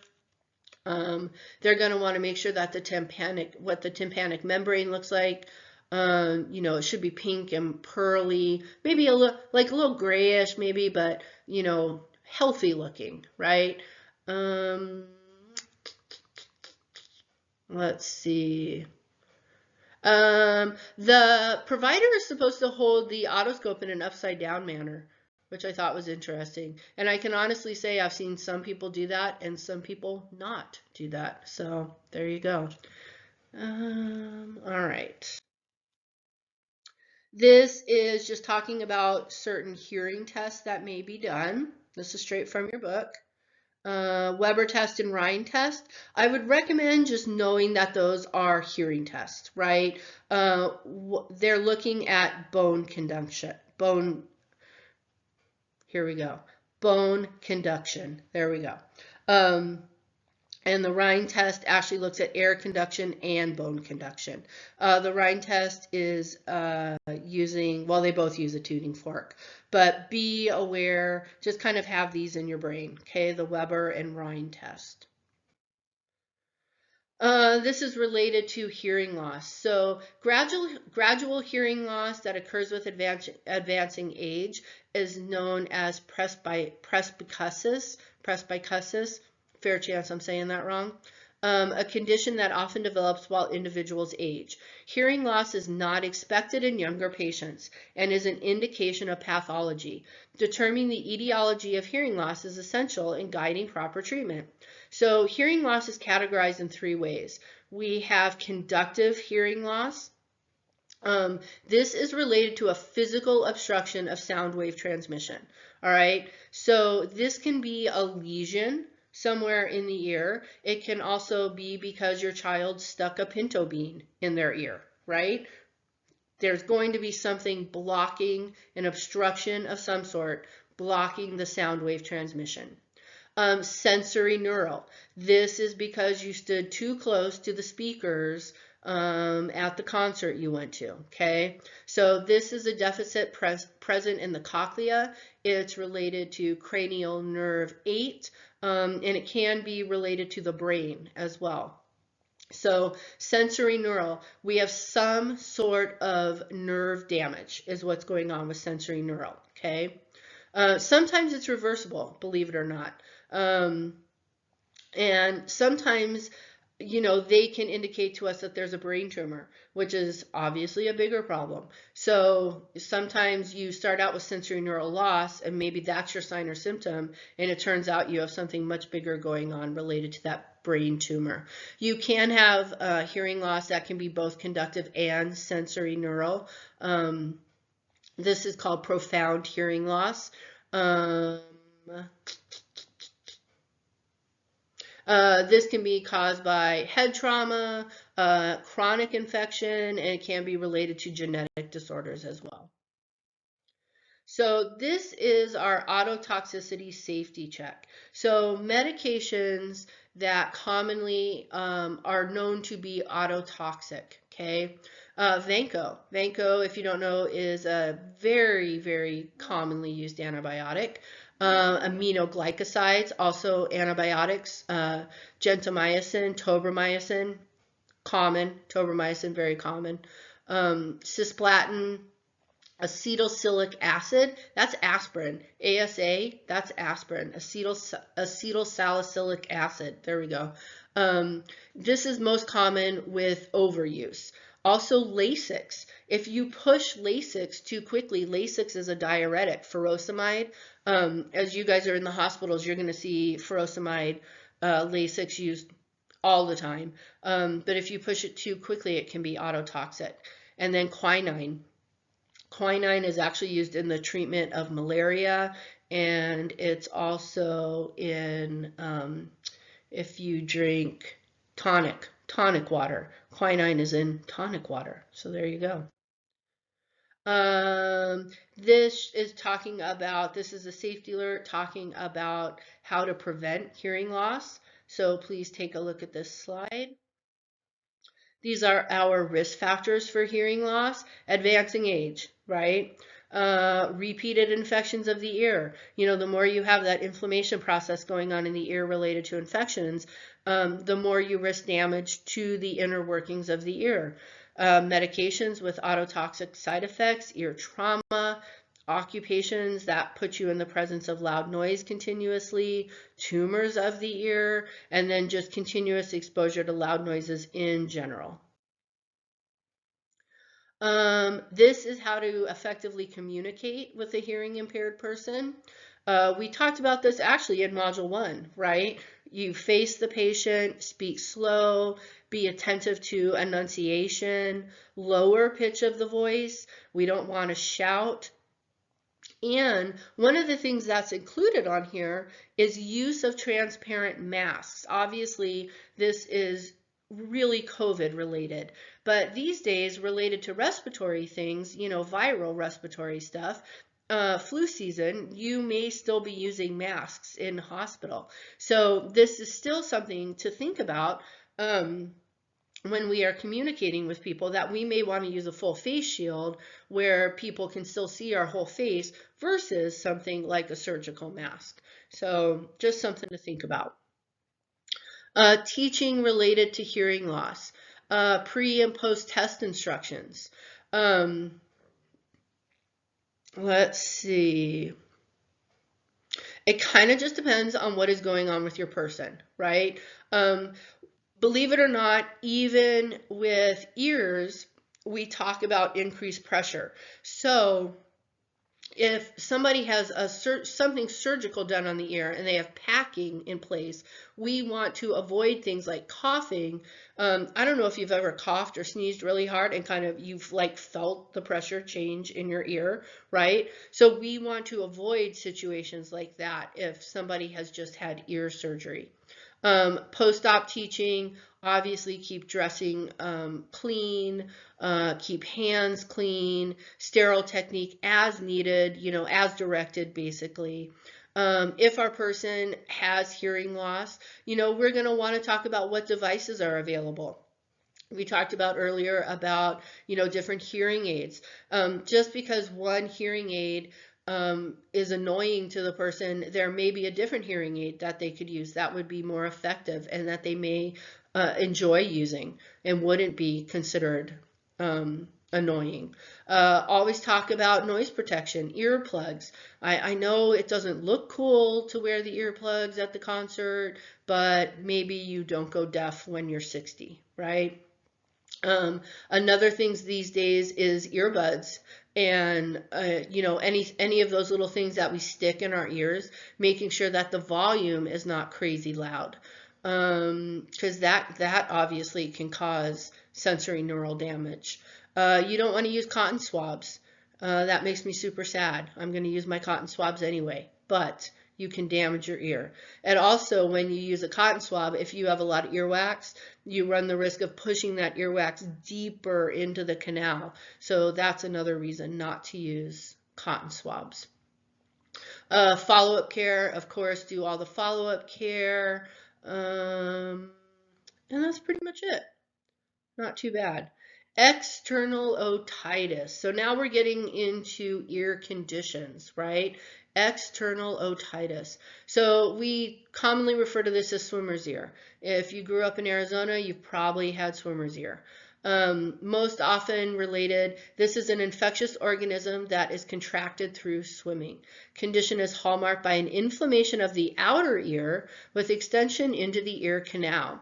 So external otitis can be acute or chronic, with acute more commonly being bacterial in origin and chronic more often being fungal. Lovely.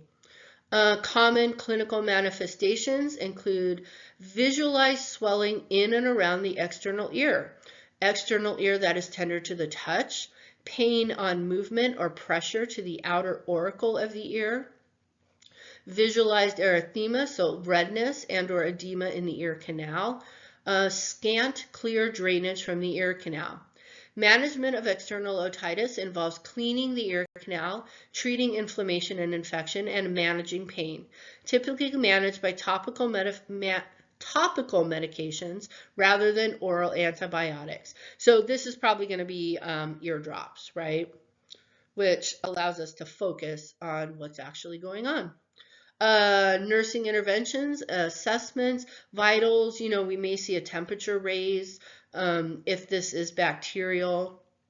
We're going to see that edematous external ear. So it's going to be red, it's going to be swollen, it's going to be painful. We may have some drainage.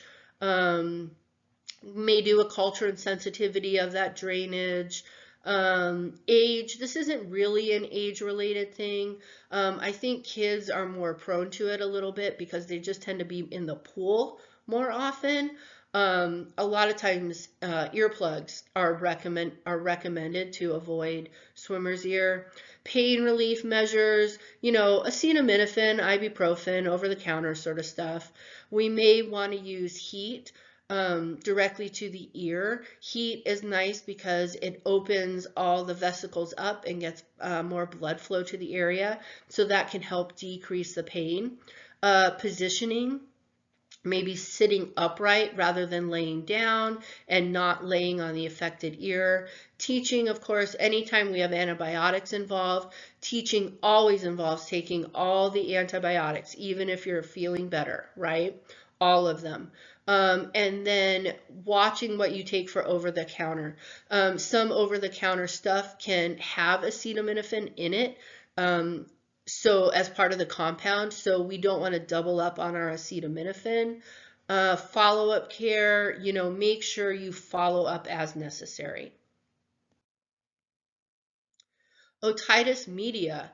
So this is a common disease process that causes an inflammation of the middle ear. So otitis media is your ear infection, right? Most commonly by bacteria. This inflammation often leads to a buildup of fluid behind the eardrums, thus leading to bacterial growth and then infection. Otitis media affects adults, but is most commonly seen in children because of the smaller and more flattened nature of the eustachian tube.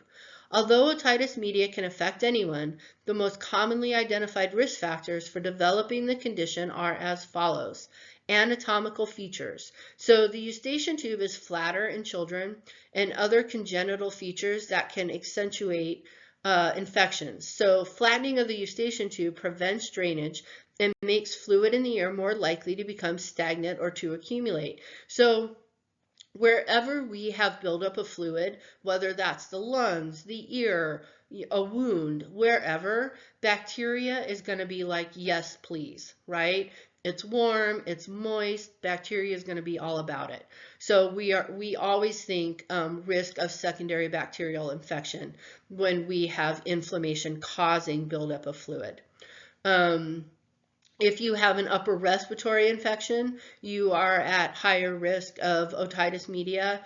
Inflammation from upper respiratory infections can cause narrowing of passages in the ear. Thereby you end up with that buildup of the fluid and then the bacteria, right? History of seasonal allergies. Inflammation that causes narrowing of passages again, right? Because of allergies, everything's inflamed and runny and a mess, right? So you're at greater risk for that bacterial infection and fluid buildup. So craniofacial abnormalities. So anything, again, narrowing or obstruction, that's our problem. And then if you have a genetic predisposition. Signs and symptoms and treatment. If it's bacterial, we are going to likely have some antibiotic drops. Clinical manifestations, you're dealing with babies, kids, ear pain, tugging or pulling at the ears, trouble sleeping or lying flat, may have a fever. Kids have been known to spike like crazy fevers, 104, that sort of thing. Kids love to do that. You may have fluid or possibly even blood draining from the ears. If the tympanic membrane has ruptured, you can have blood. That's always lovely. You may have hearing loss. Infants or children can refuse to eat if they're still on a bottle in particular, because sucking causes increased ear pain. So you may see that with little guys. Treatment, bacterial ear, antimicrobial therapy is most effective, so your antibiotic drops.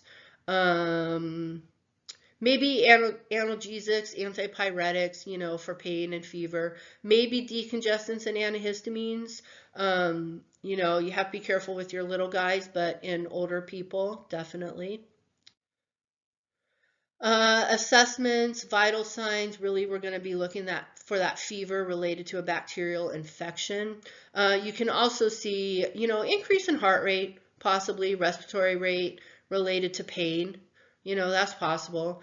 Internal ear, normally we see things, the tympanic membrane looks kind of pearly gray, a little bit pinkish. Well, pinkish in a good way, in a pretty way.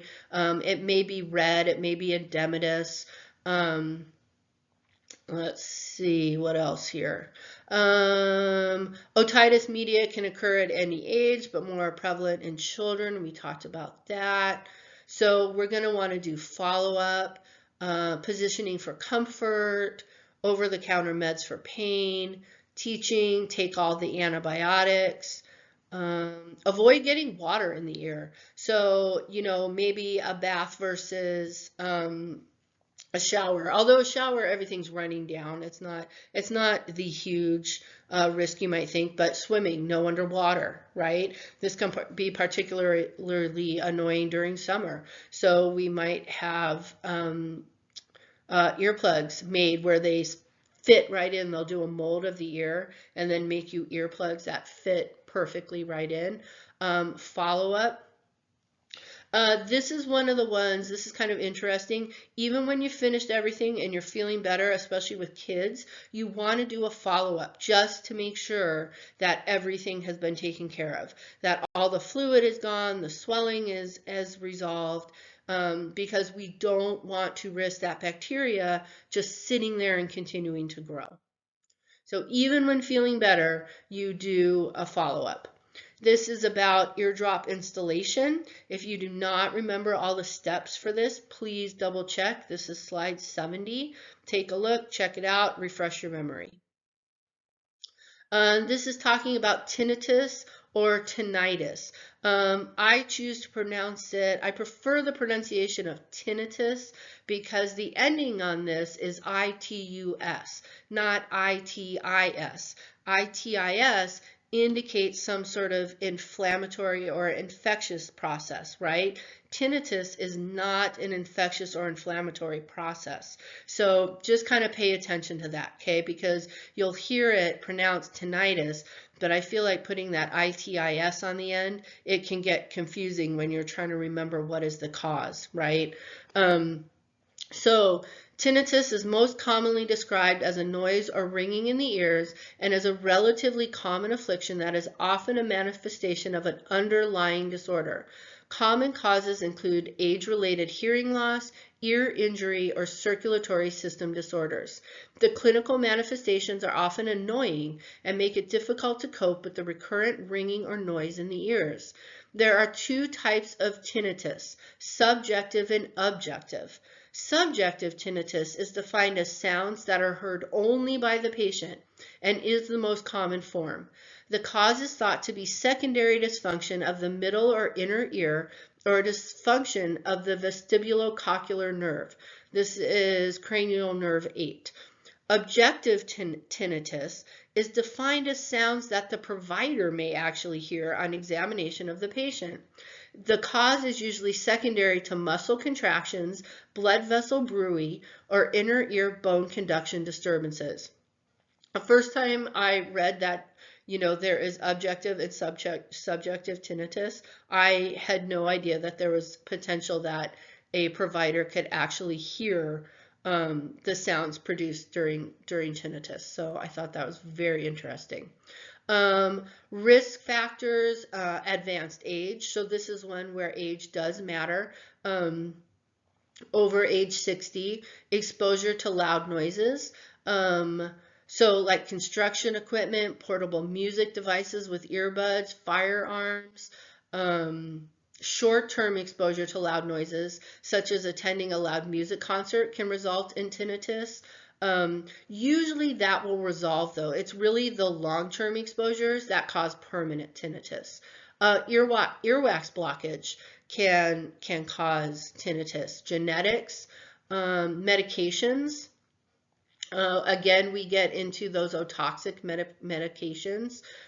So salicylates, so that's our aspirin, NSAIDs, some hypertensives, some antidepressants, and some chemotherapy agents can. It's thought to be related to cochlear changes. This is just talking, this is a safety alert talking about aspirin toxicity related to tinnitus. This is just a reminder, tinnitus is a clinical manifestation, okay? It's not a disease process. The patho may be secondary to many different disorders. So tinnitus can be caused by disorders of the outer, middle, or inner ear. So treatments related to this, we're going to have to do a really extensive patient history to find out what can be the cause of the tinnitus, because the more we can specifically identify the cause, the more likely we are to find a treatment that will most effectively help the treatment. So we also look for triggers to help minimize the tinnitus, the noises associated with tinnitus. Tinnitus, a lot of times they can't get it to go completely away, whether it's a whooshing sound, a ringing sound, whatever.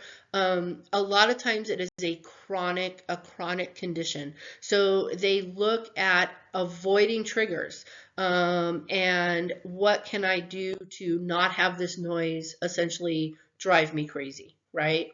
So when we're doing our assessment, vital signs, don't really matter too much. Physical assessment, for the most part, we're going to be interested in the ear. Are there tumors? Are there obstructions? Is there anything in the formation of the ear that could be causing this sensation? We want to know what the tinnitus sounds sound like. So they can be whooshing, it can be ringing, it can be all different things. It can be continuous, it can be intermittent, all sorts of noises and stuff. So we're going to want to know what it sounds like, how often, how loud is it, do they notice more often at specific times when they're doing specific things, all of that. We may do an MRI or a CT to rule out any physical manifestations, um, age-related, age-related considerations. 40 years of age is kind of when clinical manifestations start to present, and then clinical manifestations will peak at about 65 to 79.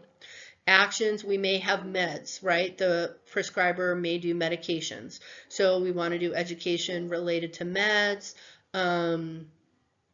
Let's see. Maybe if you're still using earbuds, stuff like discontinuing earbuds. If you still are a roadie for a rock and roll band, maybe wear some ear protection, stuff like that if you can't quit altogether.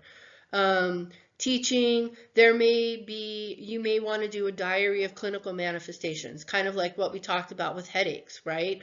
What helps, what doesn't help, what are triggers, med instructions, and avoid autotoxic medications. So a lot of cold medications, because aspirin, salicylates are autotoxic, one of the things we want to make sure we teach our patients is make sure if you are using a cold medication, decongestant, anything like that, that they do not contain aspirin.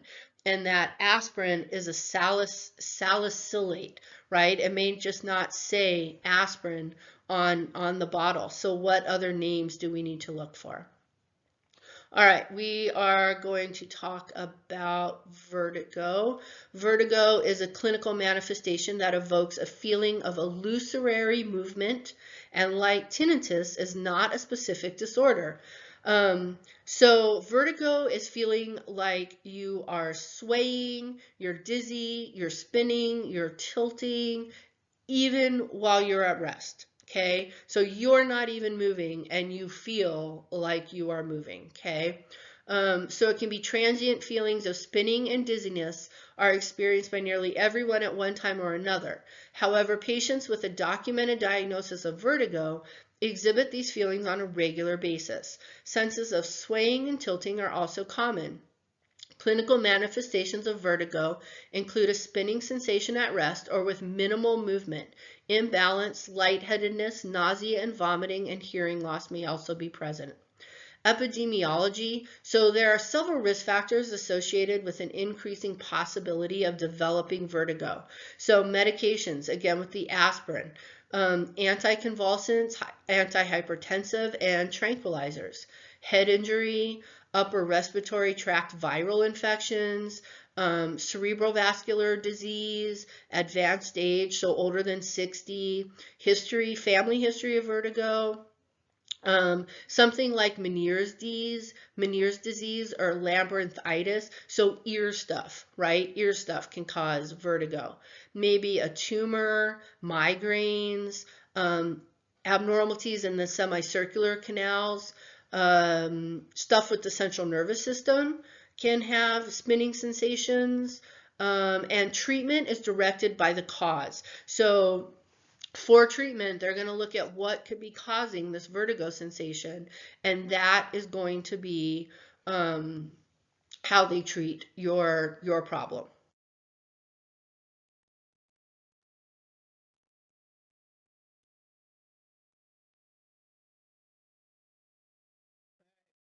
So RN considerations, assessments, vitals.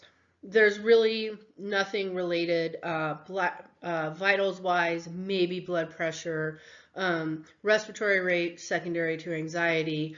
Obviously, if you're sitting still and feeling like you're spinning around, you could have some anxiety related to that. The biggest thing we want to think about is balance, though. Do we want to send this person to the restroom by themselves? No, they are 100% a fall risk, right? So we are going to do a physical assessment that is likely going to show that the person has a problem with balance. This can be related to changes in the inner ear or central nervous system. We're going to do a CT or MRI, find out if there's any pathophysiology related to this, evaluate nerve conduction, age-related considerations. Older you get, more likely you are to be experiencing vertigo, so that's a consideration. Actions as usual, administer prescribed medications as indicated. One of the things related to vertigo that is specific to vertigo is we don't want these people like jumping up from the bed and heading straight to the restroom, right? We want to minimize frequency and speed of position changes. So this would be our person in the hospital situation.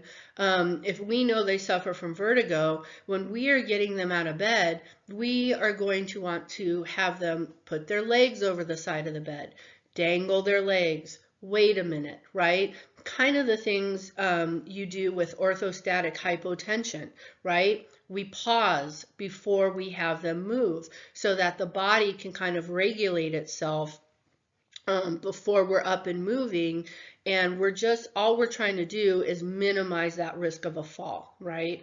So kind of think of all the things we do related to orthostatic hypotension we would do with our patients related to vertigo, okay? We're also going to talk about dietary stuff such as decreasing intake of salt, nicotine, alcohol, aspartame. Let's see, this is straight from the book, but omissions from the diet are thought to be helpful, though the exact rationales are not well understood. Decreasing salt intake probably decreases vertigo based on its impact on fluid retention and blood pressure. Limiting salt intake is particularly important in the patient with hypertension who experiences vertigo. Avoiding caffeine is most likely associated with the stimulant effects of caffeine.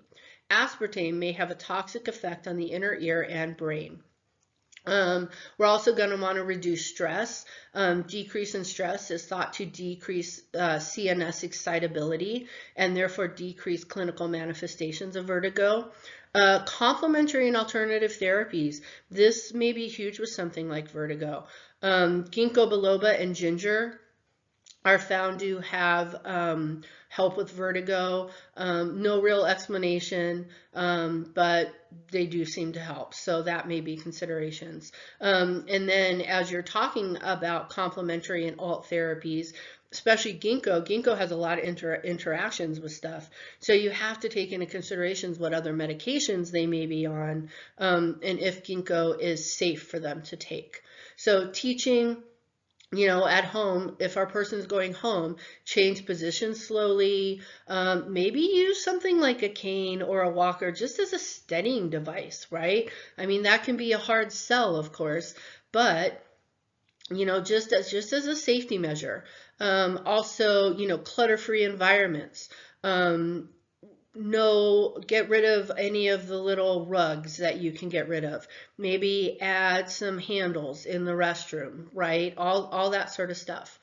And then talking about compliance and dietary modifications. This is your safety concern, safety alert for your person related to vertigo. So just take a look at that.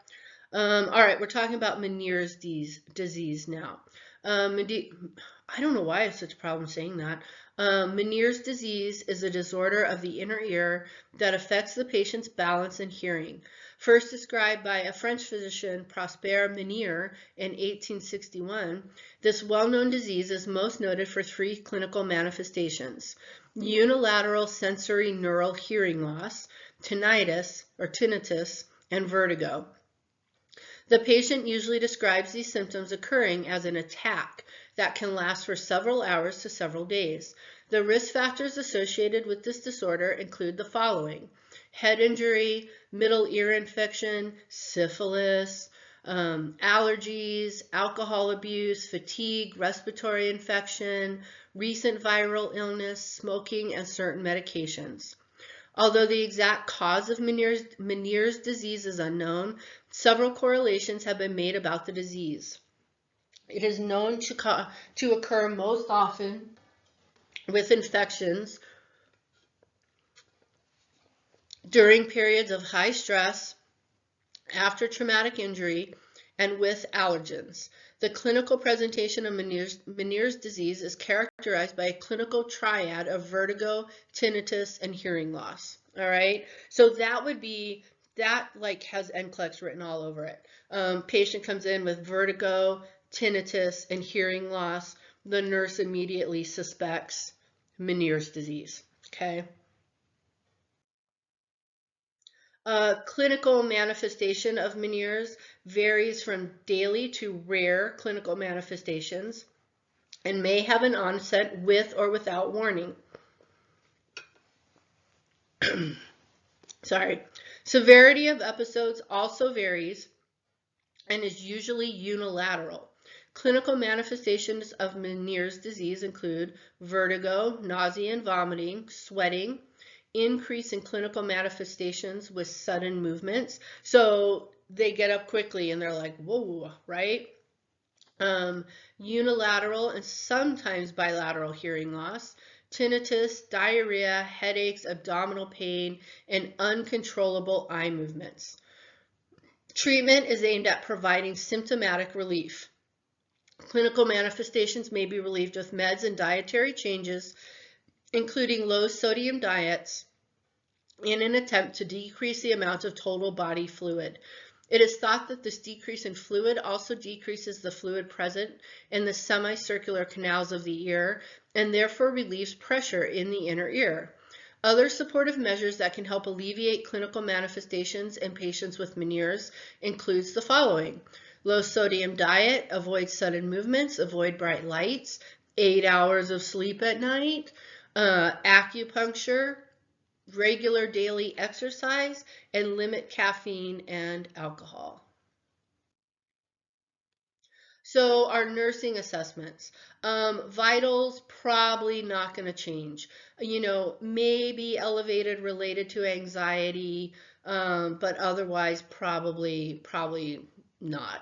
Now the one thing, the patient may exhibit a positive Romberg's test. All right, so the slide has a picture of somebody doing the Romberg test. So this can indicate a disturbance in balance. It's where the person kind of holds their hands out and you try to push them down. And so look up Romberg's test if you are not familiar with that. Let's see. The patient may also experience dizziness and strange sounds. So that's our vertigo and tinnitus, right? There is a caloric test that is looking for the presence of nystagmus, which often is present in Meniere's disease. They may do MRIs or CTs. Actions, you know, related to taking medications as ordered, limit sodium, positioning of the patient. All right, moving on. Sorry, had to take a break because the dogs were being shocking, a nuisance. Positioning of patient. So you're just going to want to position your patient in a way that minimizes frequent or vigorous head turns. Also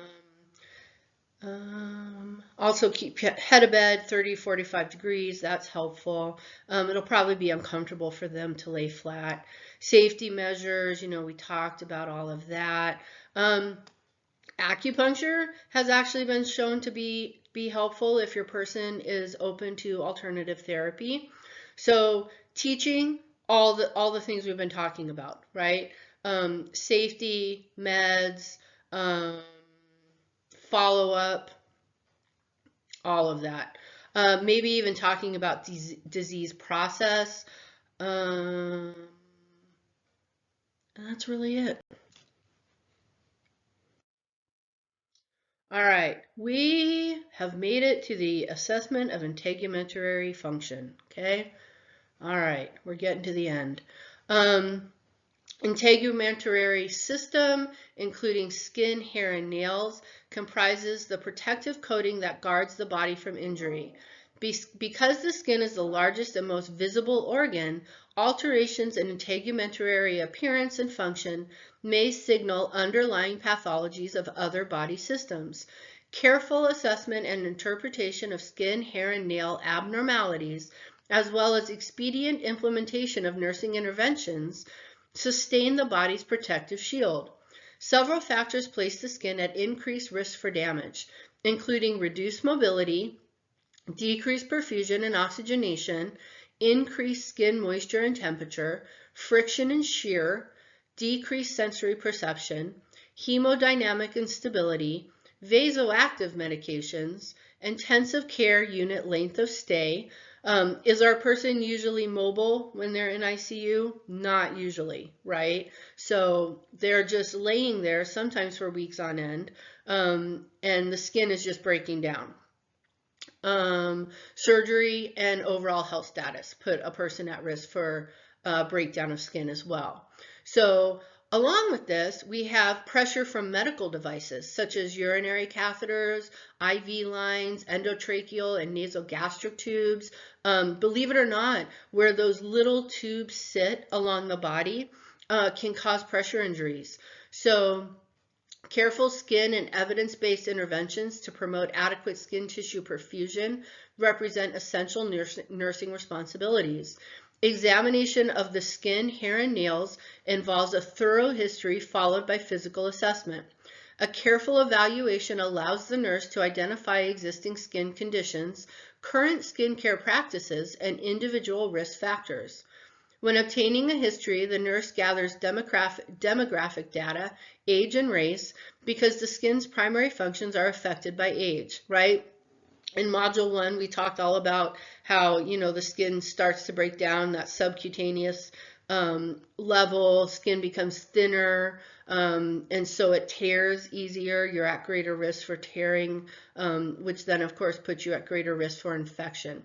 So, and because we lose that fat layer, we're at greater risk for pressure injuries and all sorts of stuff like that. So key physiological skin changes in older adults include increased fragility caused by thinning of skin layers, decreased subcutaneous tissue, decrease in excretion from sebaceous and sweat glands, and fewer sensory receptors and immune system cells. These factors contribute to aged skin being more prone to breakdown. The nurse collects a personal history that includes comorbid conditions, advancing comorbid conditions that affect other body systems can frequently lead to the emergence of wounds, skin, and nail bed discoloration, textural changes, and hair distribution changes. So one of the things that always comes to mind with me is diabetes, right? Our diabetes people, which are really prevalent, especially in a hospital, their skin is greatly affected by the diabetic condition because diabetes affects all the tiny vascular system, right? So the skin is already being starved a lot of times, and then that just contributes to a higher risk of breakdown. So our other people, cardiovascular disease, respiratory disease, liver and kidney disease, and even obesity can, well, of course, obesity can work against you related to skin function. And then don't forget, like we just talked about, our older population have known decreases in integumentary or there are changes in the integumentary system that just automatically put them at greater risk of breakdown. So this is slide 82. These are questions to ask during a skin assessment, right? So all the things, even includes environmental factors. And that comes a lot related to occupation, and then current or past smoker.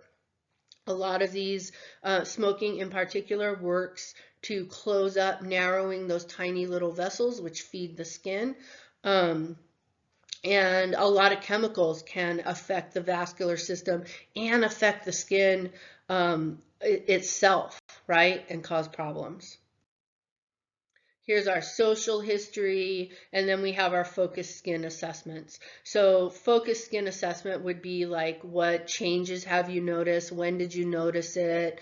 How has it changed? Location, what's it feel like? Is there any discomfort? And has the person tried to treat this in any way, right? Like with cancers, a lot of times cancers can start out looking kind of like a pimple, right? So people may use some sort of topical treatment for acne, and then realize it's not going away and end up at the doctor because the treatment that they're using is not working. So we always want to ask about what they've been using. This can also have cultural implications because maybe Nana made a salve of something, aloe vera, and who knows, I don't even know what else, because I'm not a Nana who makes salves. But maybe they've been trying some home remedy stuff, right? So we always want to ask about what they're using. This is medications that may disrupt skin integrity, another safety alert. So different antibiotics, anticoagulants, cardiac meds, chemo, I feel like obviously. And then we have a whole list of some other things that can affect the skin. So after we do a thorough history, we're going to do a head-to-toe inspection, skin assessment. We want to make sure the room is well lit, because sometimes coloration changes can be really subtle. So you unfortunately want to make sure you have the big lights on. It's not the greatest experience for the patient in the world, for sure. But one of the things that you can do as a nurse while we're doing this skin assessment is, instead of having them sitting there completely naked, right, you cover up what you can while you can. So if they're laying in the bed, either you use blankets and sheets, you just may move the gown around.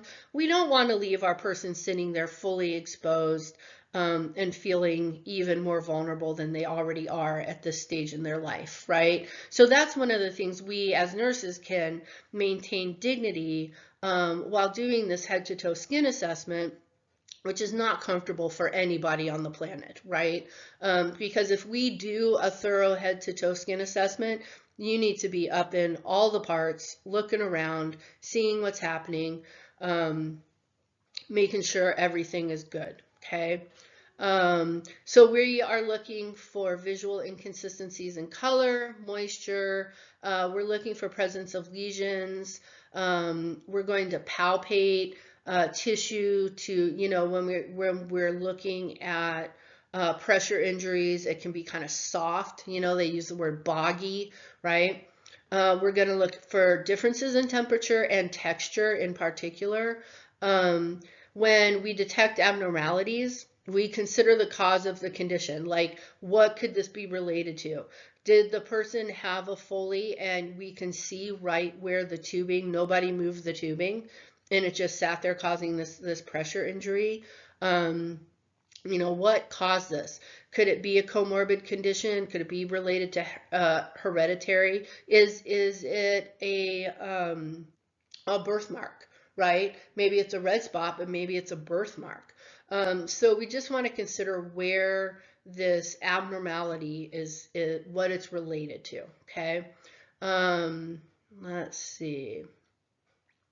For patients who are acutely or chronically ill, all skin surfaces are inspected because deviations from the normal color and texture of the skin, as well as the development of lesions or wounds, may be correlated to the onset of new complications of the illness. The risk for pressure injury development escalates when these patient populations develop decreased sensory perception, increased moisture on the skin, decreased level of activity, decreased mobility, or ability to reposition the body, inadequate nutritional intake, and increased friction and shear. So basically that's saying one of the reasons we look for skin breakdown, because skin breakdown doesn't happen with healthy skin, right? In a healthy, normal, adequate situation, skin breakdown does not occur. So something's going on.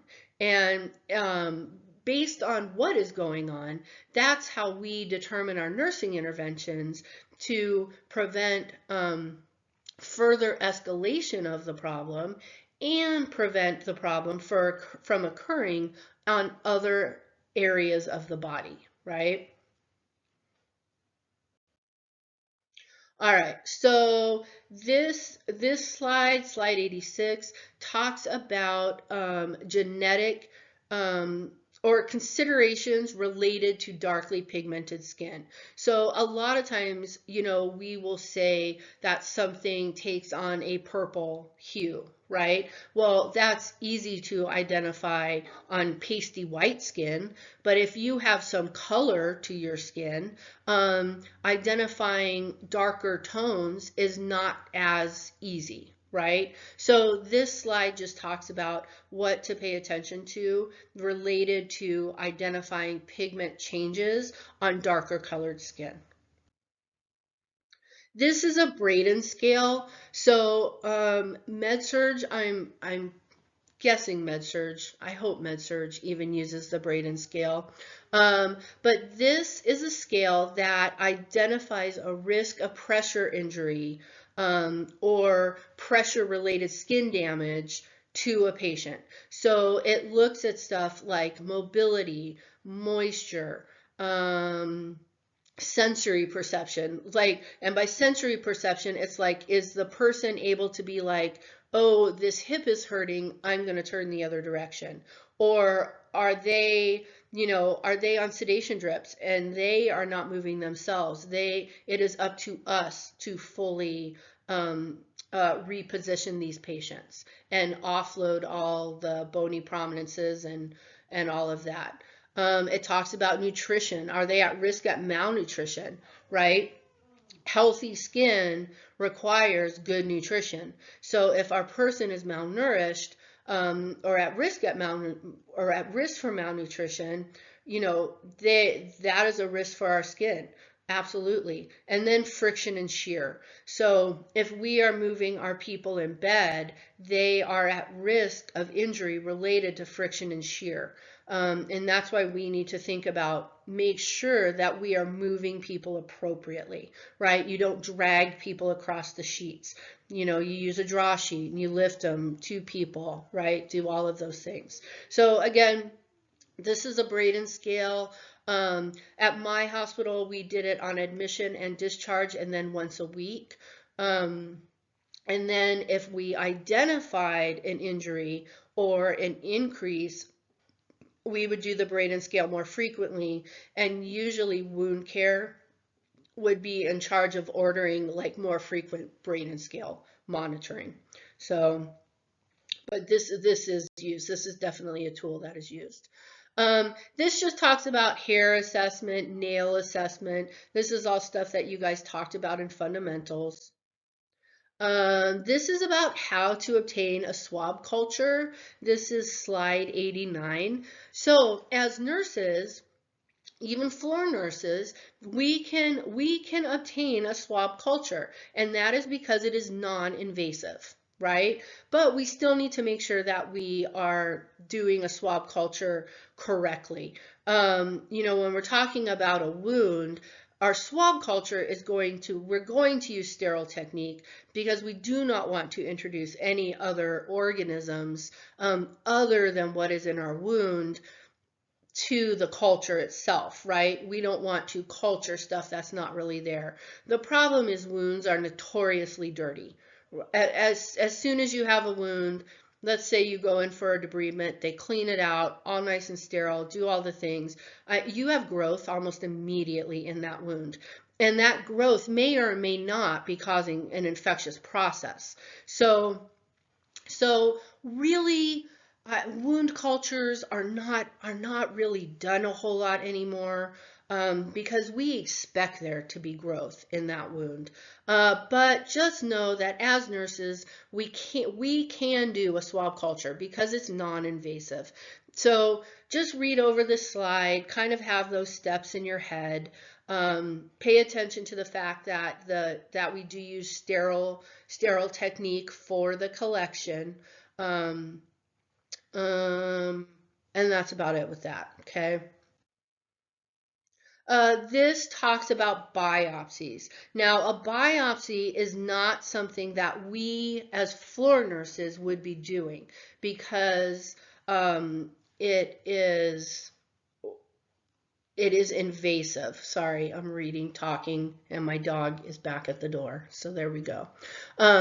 Anyway, biopsies are invasive. So you need extra training, certification, whatever, to do a skin biopsy. It's not something we're just generally going to do.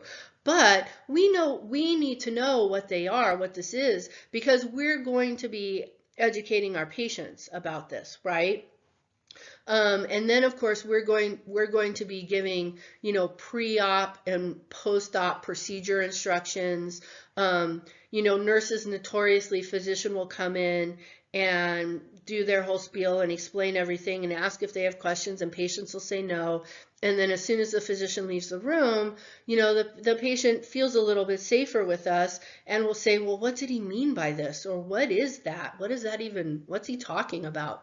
So it really does. We still need to know what is done related to these procedures so that we can help our patients through. And also, we are assisting in these procedures. So we need to know what a normal procedure should look like, right? What are the normal steps? We're going to need to know, do we need to prep anything? What do I need to have bedside? What do I need to monitor for my person? Am I going to need to sedate my person at all before this? What does the process look like? What are my responsibilities? And what do I need to have ready? Okay, so take a look at this slide. We have shave biopsies, punch biopsies, and excisional biopsies on here. This slide 91, is about biopsy site care instructions. This is definitely something we would be educating patients about. It talks about changing dressing, expected findings, when to call the doctor, the fact that you can shower the day after the biopsy. People are going to want to know that, what it looks like as it's healing, and then of course uncommon findings. When should I be worried? Okay, so slide 91, take a look at this slide.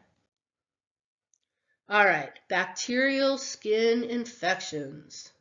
All right, bacterial skin infections. Skin and soft tissue infections are categorized according to the depth of infection, tissues involved, and interventions necessary to resolve the infection. The U.S. Food and Drug Administration classifies skin and soft tissue infections as uncomplicated or complicated. Uncomplicated skin and soft tissue infections include superficial cellulitis.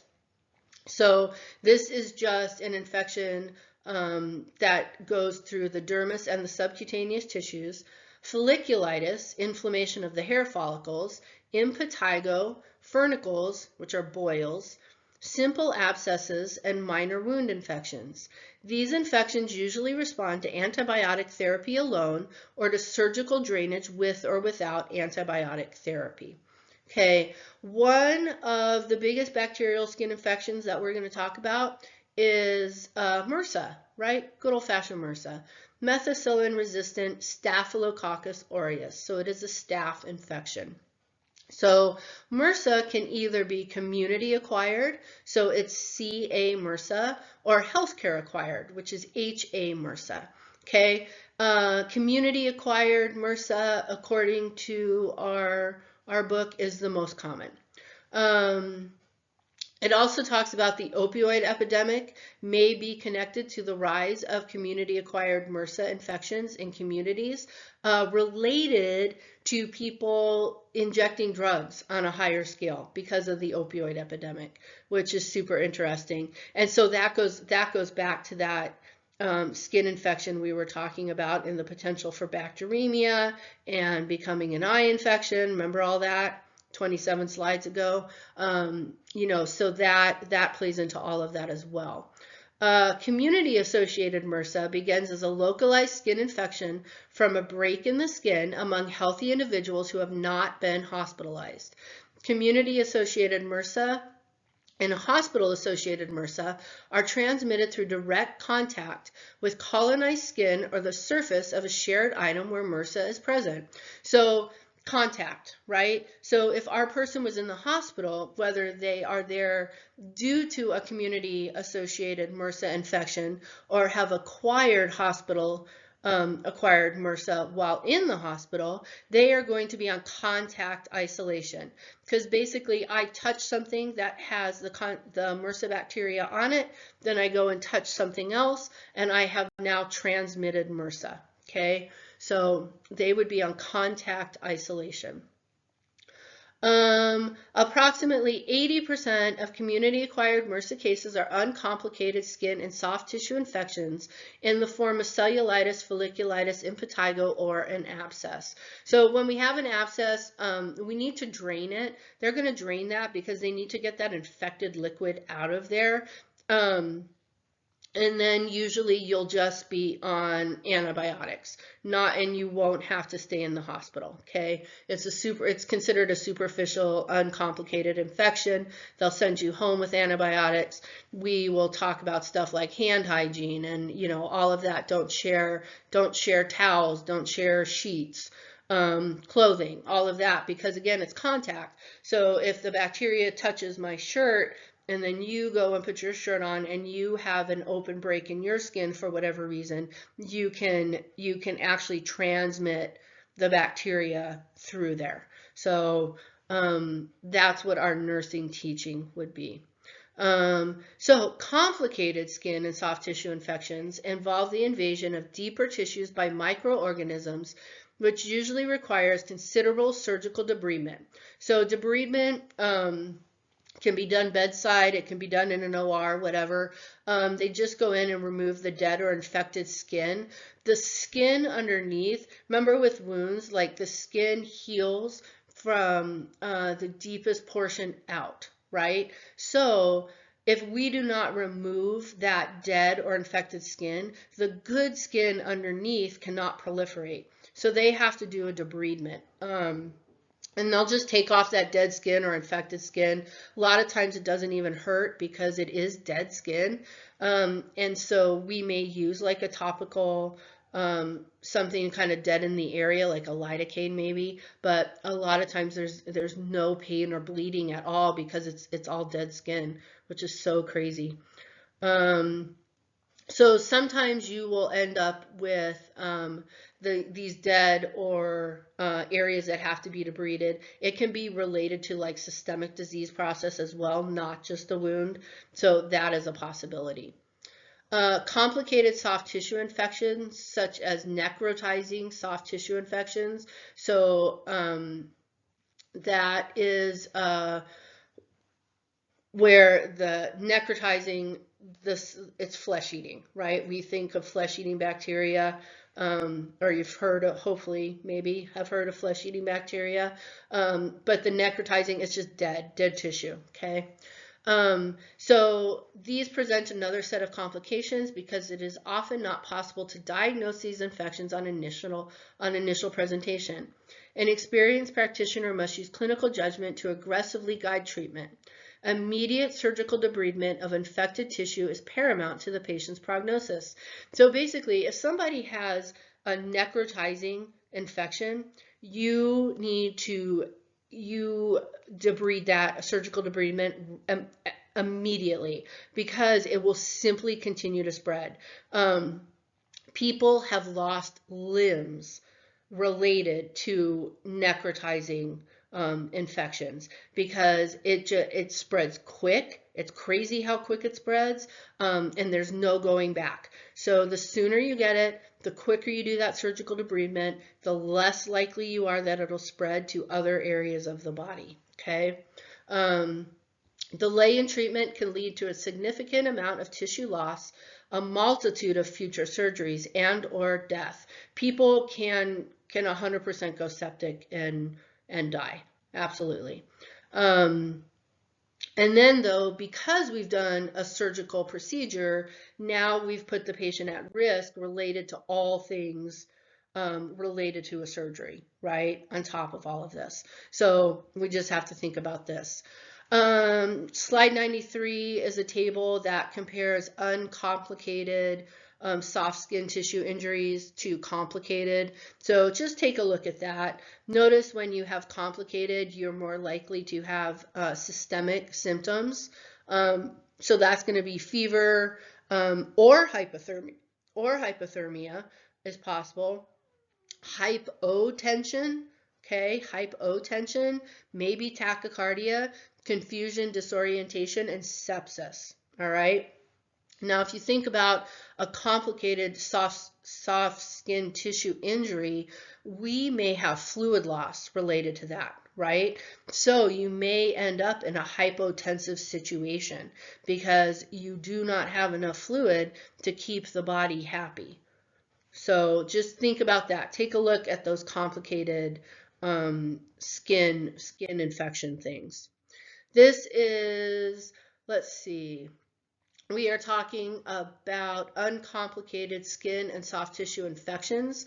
So our giant box there with the ankles on it is cellulitis. You can see that one ankle, how puffy and swollen and edematous, and it's red, right? Looks like it would be warm to the touch. I can like feel this picture. The second one is impetigo on the face. Impetigo a lot of times is associated with little kids. And then we have folliculitis, which is inflammation of the hair follicles. So you can see how this is in a really hairy area, essentially, and those hair follicles are infected. So uncomplicated skin and soft tissue infections occur in many settings, involve different bacterias, and are usually mild to moderate in severity. Most skin and soft tissue infections are caused by gram-positive bacteria, such as Staph aureus and Strep pyogenes. MRSA infections are categorized, well, we talked about that, community-acquired or healthcare, healthcare. Let's see.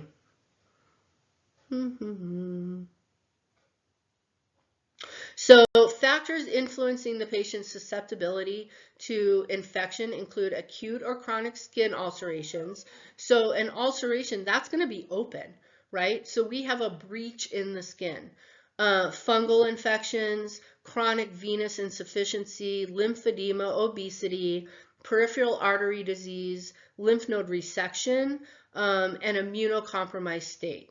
So additional factors that put individuals at risk for necrotizing soft tissue infection, such as neck fash, include diabetes, trauma, alcohol, IV drug use, injection drug use, and use of NSAIDs because of immunosuppressant effect.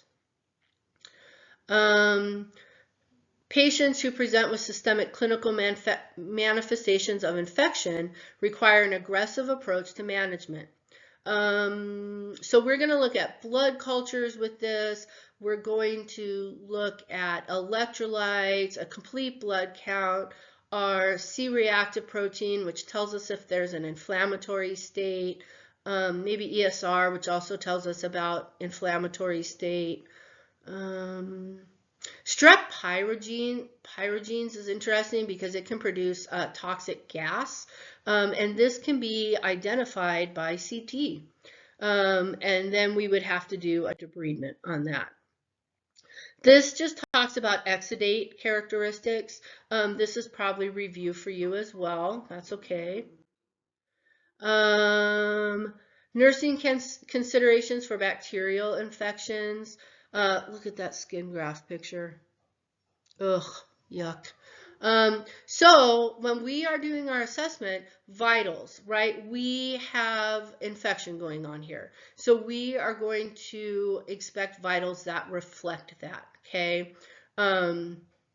You can also have hypotension, tachycardia, because our fluid volumes may be off, wound and skin. We're going, if possible, we want a baseline, right? What is a normal piece of the skin supposed to look like? We're also, one of the indicators that something's going on is pain that is disproportionate to the appearance of the wound. So that can indicate underlying infection or tissue damage. When we're looking at a wound and we're like, oh, I don't know, it doesn't look too bad, right? But the person's like, no, this is 10 out of 10. You know, we want to think, what is going on underneath there, right?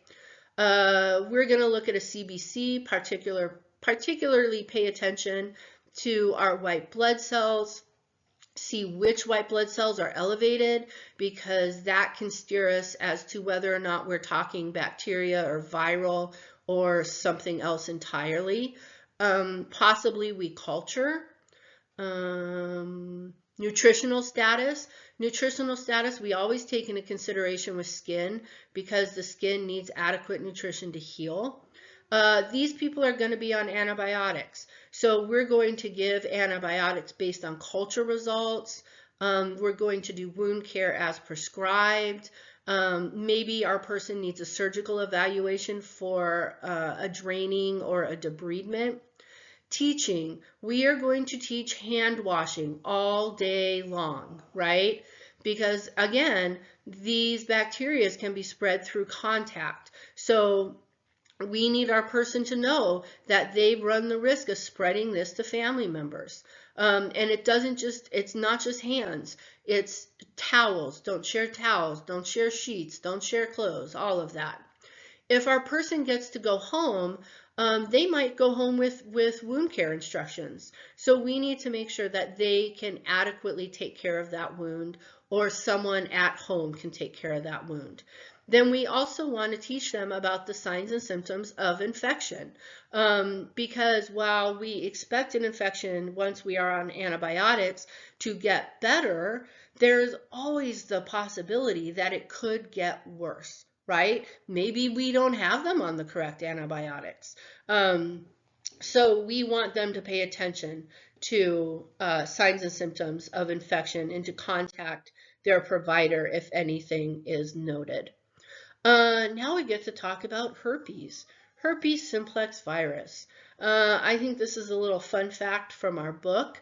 The Greeks first discovered herpes simplex virus more than 2,000 years ago and used the term herpes to describe something creepy or crawly. There you go. Today, HSV is the most common viral infection diagnosed in developed countries and has become a public health concern. Herpes simplex virus exists as two types. So we have type 1, HSV1, and type 2, HSV2. An HSV1 infection causes a recurring oral mucosal lesion or cold sore. So HSV1, cold sore. HSV2 causes genital herpes. I always distinguish these in my heads. That's perfect because I have two of them. But HSV2, I remember it kind of takes two people. It's a sexually transmitted disease. So you have two people for HSV2, and it causes genital herpes. What's interesting, though, is recently HSV1 is becoming more attributable to genital herpes than HSV2 due to oral sex. So people are performing oral sex and they have a cold sore, which is disgusting. Now, granted, you can spread herpes when you do not have an outbreak, but it is a lot less likely. So I'm still blaming people with cold sores. Nasty people with cold sores performing oral sex. There you go. Herpes simplex viral infections can occur on the skin, mucous membrane, central nervous system, and genital tract. There are two phases of reactivity of the herpes virus, primary and secondary infections. A primary HSV infection describes the first time an individual is infected with the herpes virus. So primary infection can occur through direct contact with an individual with HSV who is asymptomatic. The person can be in a prodromal, like early stage of the disease, or have active oral or genital infections, secretions, or lesions. So, like I said, you can still, unfortunately, spread herpes even when you don't have the blisters, an outbreak, okay? So clinical manifestations of primary infection occur within 2 weeks of viral transmission and include fever, malaise, myalgia, anorexia, small a. Anorexia small a means that the person does not feel like eating, not that it's anorexia big A as in the eating disorder, okay?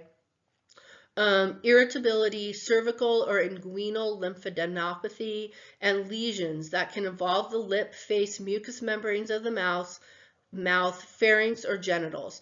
And when we say lesions, you know, they look like blisters, right? They look like blisters. Many times the primary infection is asymptomatic and can be transmitted unknowingly.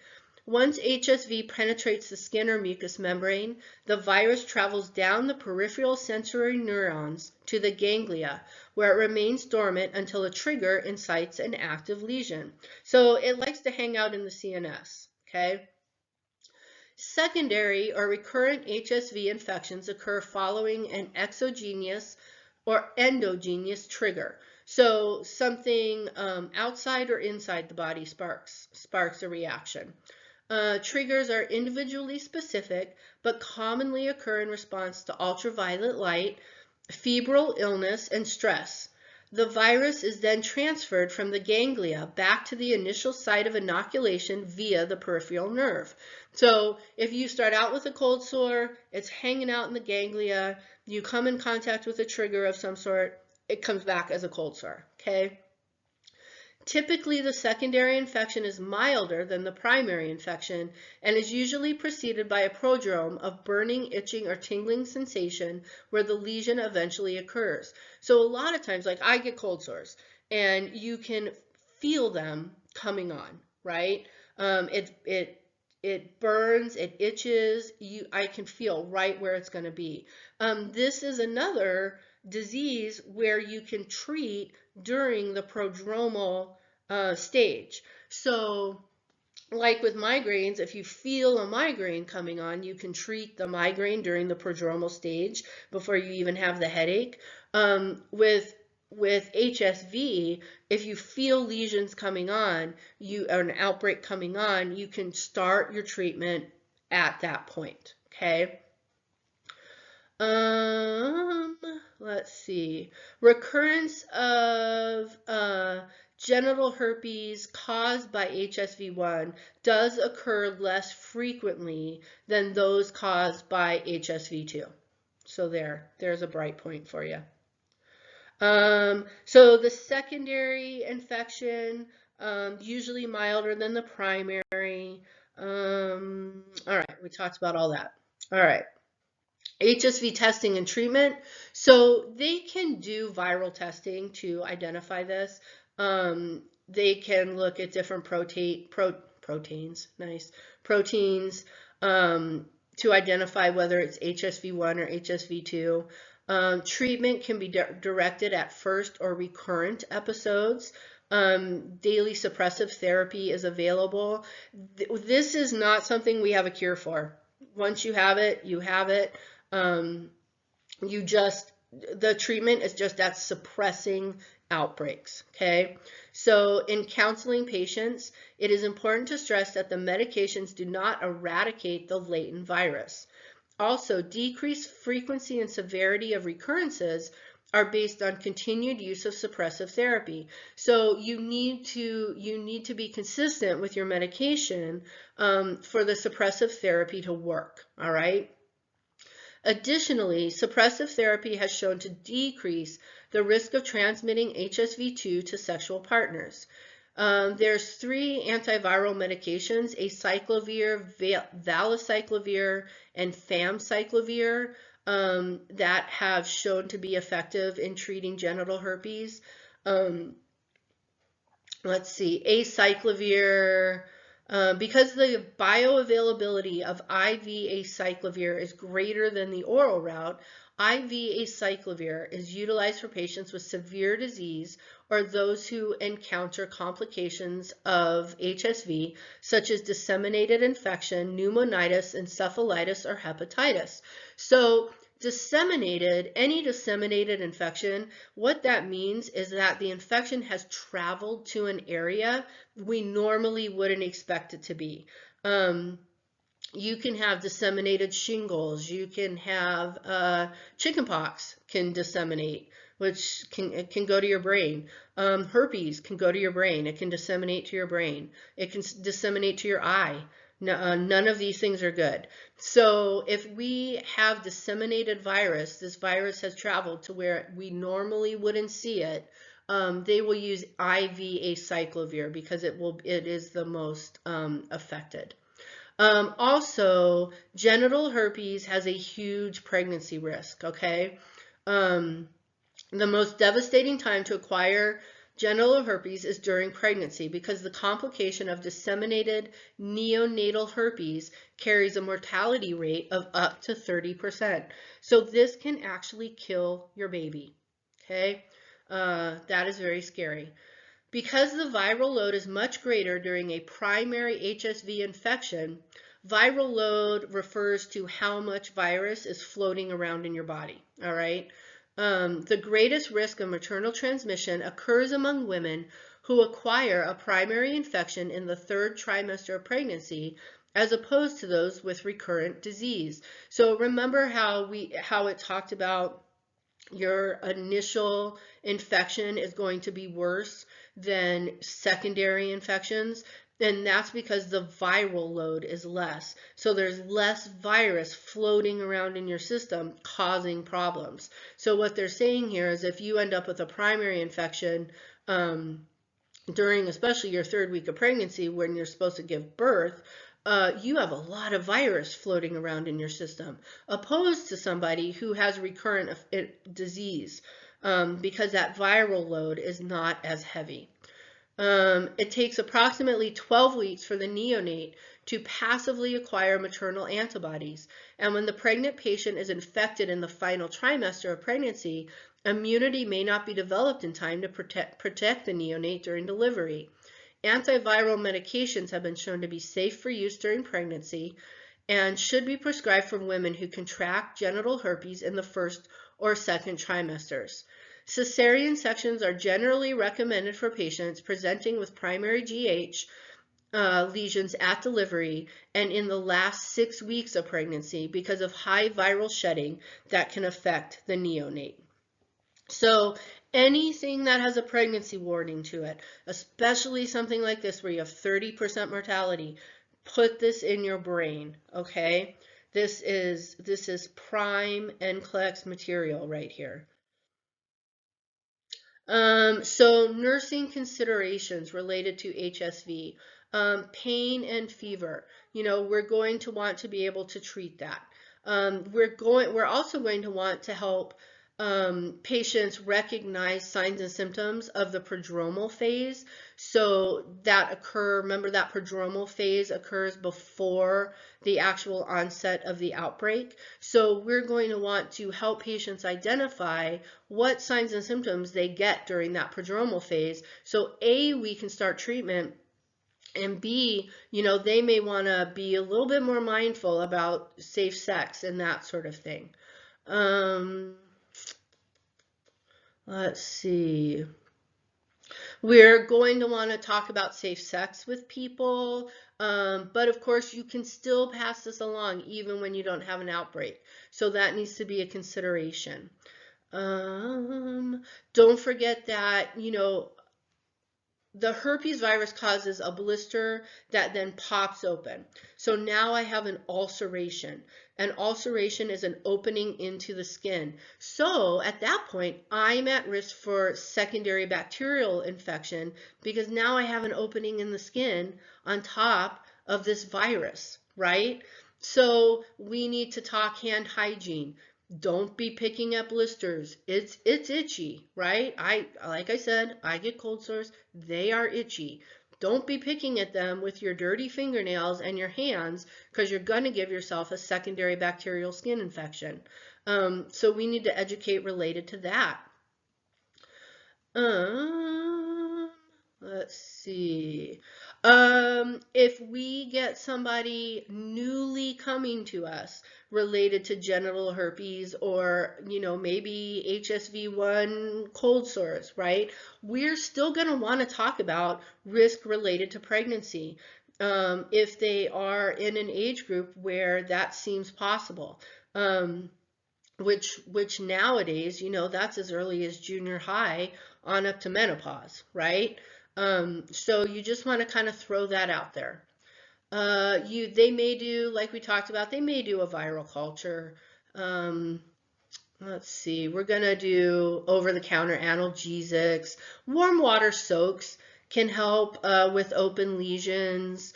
They may need some psychosocial support with this. If we are talking genital herpes, I mean, you are now talking about having to take this into consideration every time you decide to have sex with somebody new, right? How do you have that conversation? What do you do if you have an outbreak? How do you explain that to somebody?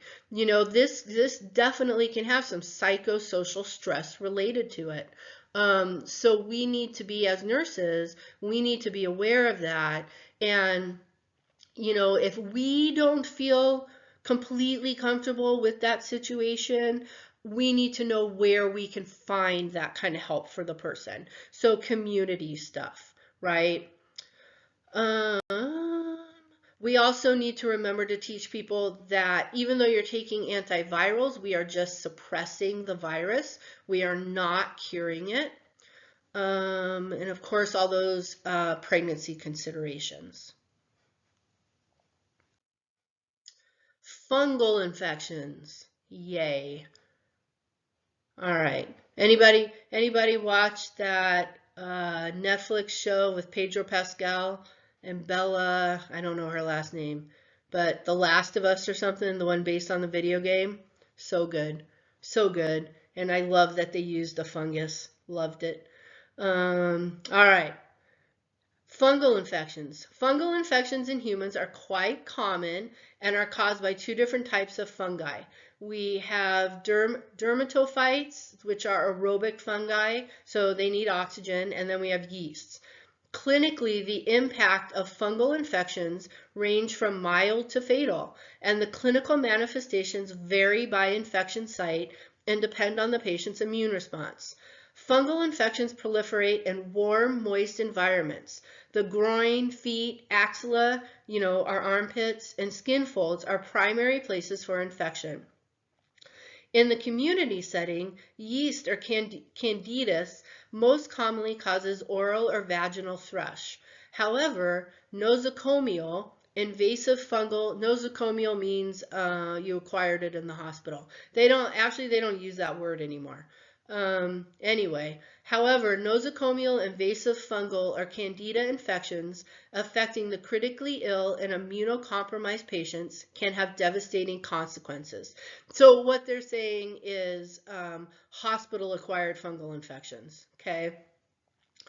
Fungal infections may present as scaling rashes, plaques, vesicles, or pustules. Table 50.4 reviews common fungal infections and their clinical manifestations.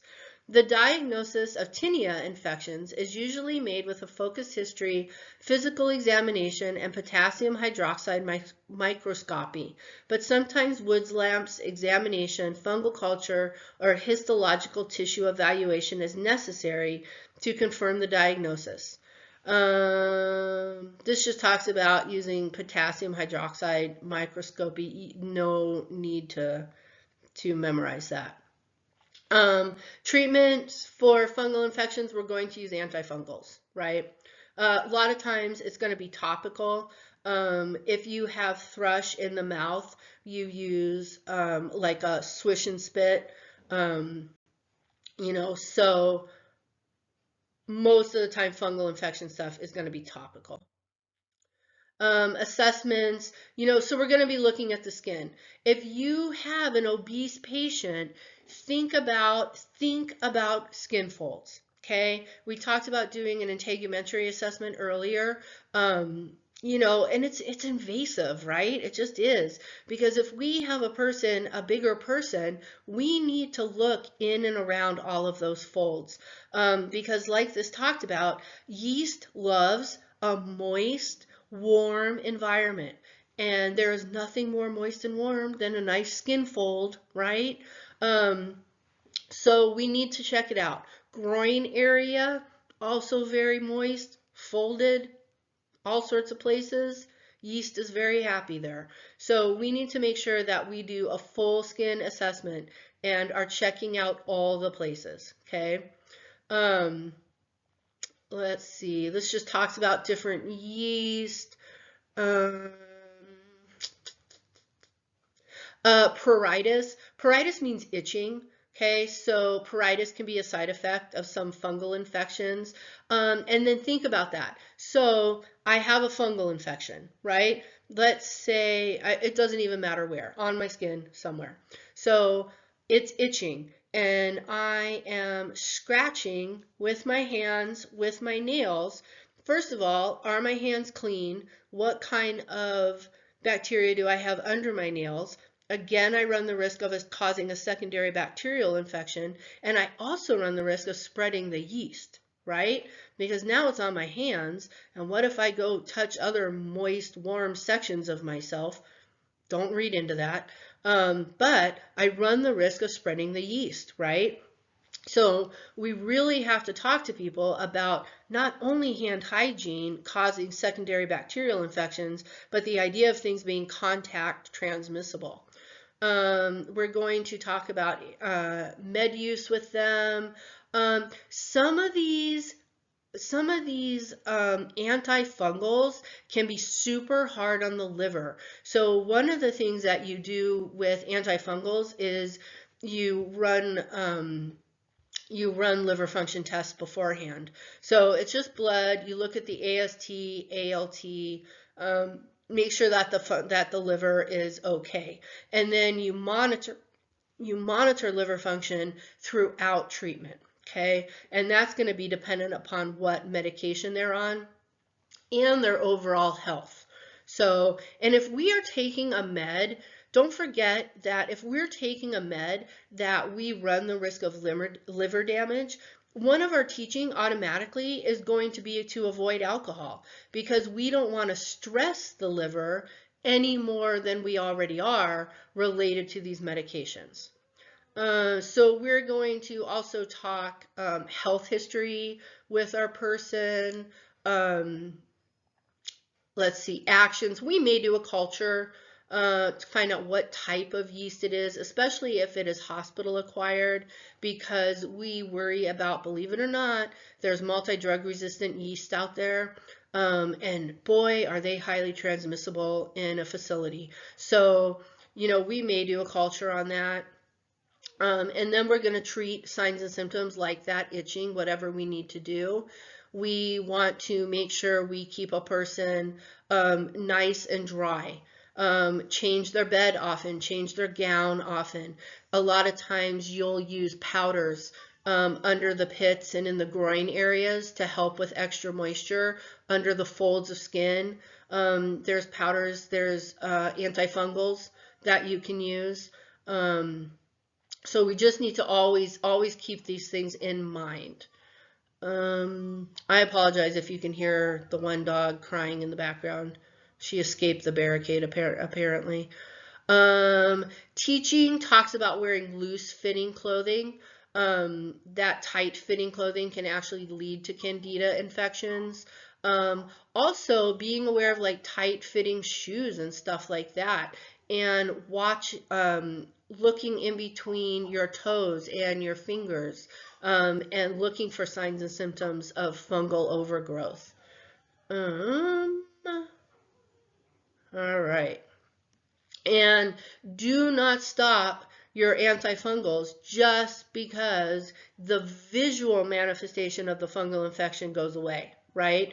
This can actually lead to recurrent infections, because that infection, like bacteria, can still be hanging out even though we're not having signs or symptoms.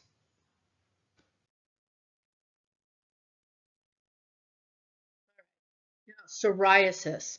Psoriasis is a lifelong inflammatory disorder characterized by exacerbations and remissions of raised scaling erythematous plaques, usually seen on the extensor surfaces of the body. Although there is no cure for psoriasis, a variety of treatments are available that can control symptoms. Psoriasis is an immune disorder that causes chronic inflammation of the skin, characterized by thick, raised red patches covered with silvery flaking scales. Essentially, the etiology of psoriasis is unknown.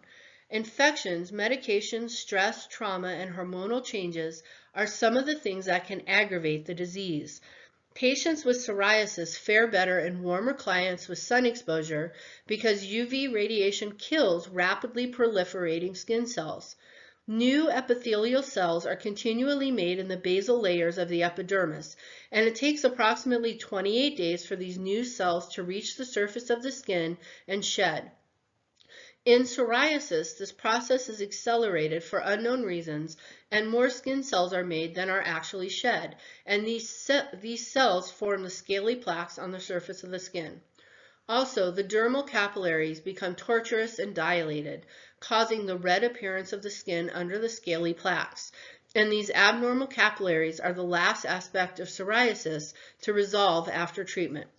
Although psoriasis can occur anywhere on the body, psoriatic plaques are most often seen on the elbows, knees, legs, palms, soles of the feet, scalp, trunk, and face. There are several forms of psoriasis, including plaque, gutate, and erythrodermic. The most common type of psoriasis is plaque psoriasis, affecting approximately 80 to 90% of those with the disease. Patients with this type of psoriasis present with well-circumscribed, thick reddened papules or plaques, often covered with silver scaling flakes. Psoriasis is not always limited to the skin. Psoriatic arthritis is a common manifestation of psoriasis, and there is evidence to suggest that there is a genetic component to PSA. So it's an arthritis, so it affects the joints, right? It is believed that the genetic susceptibilities of the host interact with the environment and other random factors to precipitate the disease. This is basically what they teach related to any autoimmune disease. There's a genetic component, and then there's some sort of trigger, right? And then other random things. So, and this is what they have found with all of these crazy autoimmune diseases, right? All right, so psoriatic arthritis usually involves the joints of the hands and spine.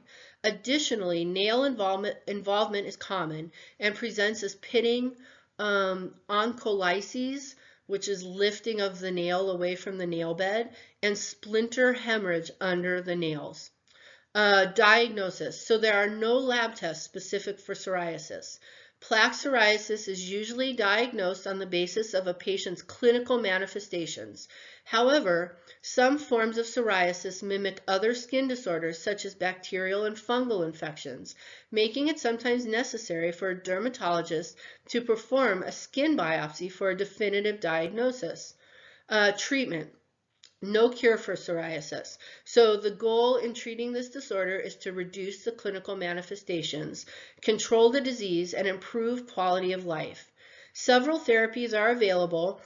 These can be topical creams, ointments, and UV light therapy, as well as systemic medications.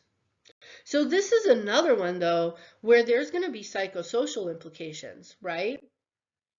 Um, this is a safety alert that talks about phototherapy, So take a look at this, because some medications can react negatively with phototherapy. So again, we need to look at what else a person is taking, whether or not phototherapy is a viable treatment option, and then of course what their risk of skin cancer is, right?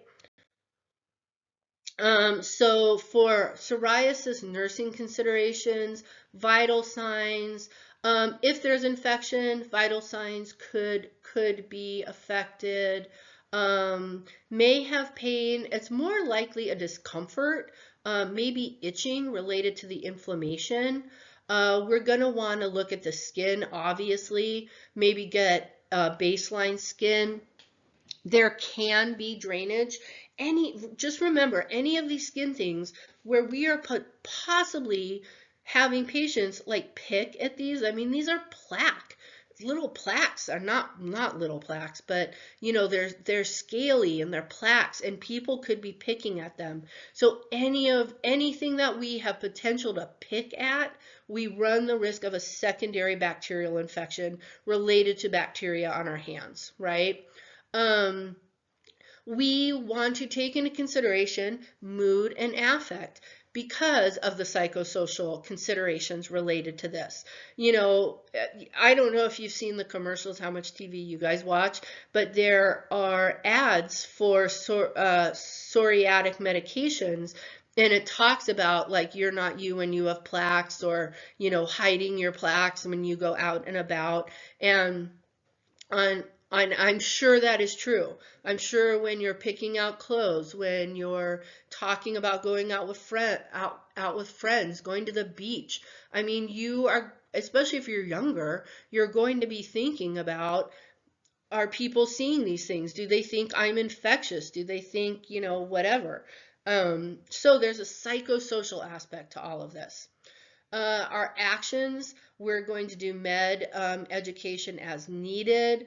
A lot of these topicals are used, and some of them can stain skin, hair, and nails and clothes. So we would want to talk about that, use of gloves. You can also end up with skin atrophy if you are on prolonged use of topical corticosteroids. So that would be something to be aware of. Um, if you are using vitamin D creams and treatments, we want to be careful about photosensitivity, increased serum calcium levels. Skin irritation can occur with these treatments, and you, believe it or not, you can end up with systemic toxicity related to some of these things. And if they put your person on oral salicylates, which is an aspirin, so we want to think about that. There's all the problems of irritation related to phototherapy. Biologics. So we're going to talk about these related when we talk about like rheumatoid arthritis and other autoimmune stuff, but they may put you on biologics. So these you run the risk of injection site reactions, rash, some cancers, even neuroreactions, all sorts of stuff with those. Then we have the traditional systemics. Methotrexate is a big one that we talk about a lot. You'll talk about it in pharmacy as well. And again, any of these things that kind of tamper down the immune system. Anytime we try to get the immune system to stop reacting, we're putting ourselves at risk of acquiring another infection, right? Because we're telling the immune system, I don't want you to function like you're supposed to. Stop protecting me as much. And you run risks then of exposing yourself to other things. We also want to think about emotional support, quality of life, anxiety, depression, and anger. Do you think in a teenager, especially in particular, that you could end up with that the patient could end up with suicidal thoughts? Unfortunately, sure, right? We want to encourage support groups. We want to talk about signs and symptoms of infection. You may want to, even though phototherapy is used, sometimes just hanging out in the sun can be exacerbating. So you want to talk to them about limiting time in the actual sun. All right, skin trauma. So this is just traumatic injuries to the skin, right? Related to external sources. So these are usually acute wounds. These are gonna heal, go away, life is gonna go on. These can be lacerations, abrasions, burns, skin tears, pressure injuries fall into this category. Again, with nutritional status. Also immune status, okay? For patients with immune deficiencies such as AIDS, treatment with prophylactic antibiotics is considered. Basically because if they are already immunosuppressed or their immune system is not working appropriately, they may not, if they have a bacterial infection going on related to skin trauma, they may not be able to as adequately fight it off. So we would probably go ahead and just put them on antibiotics even before we get signs and symptoms of an infection. We want our person to be able to identify signs and symptoms of infection. Maybe we swab a wound, maybe we don't. We want to control or eliminate external factors. So a consideration like this would be if we have a wound in the peri area, limiting exposure to urine and feces possibly. Although it's not recommended, but maybe a Foley, maybe a fecal management system, something if we're really worried about it. But we also want to think about mechanical forces like friction and shear exacerbating skin injury. Any injury that we have that is at risk for becoming dirty, whether it's related to urine and feces or whatever the case may be. Maybe it's on your hands, right? You want to make sure that we're cleaning it frequently, keeping it clean and dry. Let's see. That's pretty much it. We will cover wounds in lab. Just remember that when we talk about wounds, we talk about assessment of color, temperature, edema, drainage, size, if it's pressure injuries, staging, all sorts of stuff, right? So we would look at all of that. Assessments, if we have an infection, of course, we're going to see vitals reflect infection. Pain, right? Definitely pain if we're talking skin trauma. Nutritional status. We want baseline skin evaluation if possible. Peripheral vascular status. Anybody whose vascular system is not working appropriately, then the body runs the risk of being in some sort of hypoxic state. And therefore stuff is not going to heal, right? Decreased perfusion is a big problem. Fluid volume status. Actions, we're going to do wound care as ordered, cleaning the wound, keeping it dry, all that stuff as ordered, pain meds as ordered, antibiotics. Our person may need a referral to a nutritionist. If we can see that they are not nutritionally adequate, then we may ask dietary or nutrition to come talk to them. Also, a vascular evaluation may be appropriate if our person has diabetes or cardiac stuff. Some wounds, obviously, are going to need surgery, so that would be a consultation. Depending on size of the wound and location, this person may need psychosocial support as well. I mean, this may change the way they look. This may change ADLs, functioning, what they do for a living, all of that stuff. So teaching related to positioning, moving, we're going to want to keep wounds clean and dry. safety considerations, nutrition, and mobility. All right, pressure injuries. I know you guys talk about pressure injuries and funds. So this is basically from somebody laying on usually a bony prominence for too long without movement, right? So we think of, we think of our hospital people, especially ICU, laying in bed, prolonged amount of time, maybe not being offloaded or repositioned as necessary, okay? So it can be a problem. They can become infected. People can go septic and die. So it can add to length of stay of hospitalizations. It can add to poorer outcomes for patients. It's definitely a problem, and they can be prevented for the most part. So estimates, this is just some statistics out of the book that I thought were kind of interesting, but estimates indicate that the annual cost of treating pressure injuries in the US runs between 9.2 billion and 15.6 billion. Okay, this includes increased length of stay and treatment regimens related to infection, pain, support surfaces, and decreased functional ability. Pressure injuries increase the risk of mortality in the older adult population and those in ICUs by 25 to 33%. So that is pretty significant considering that for the most part, we can prevent these, right? So factors that increase patient susceptibility: impaired or decreased mobility, right?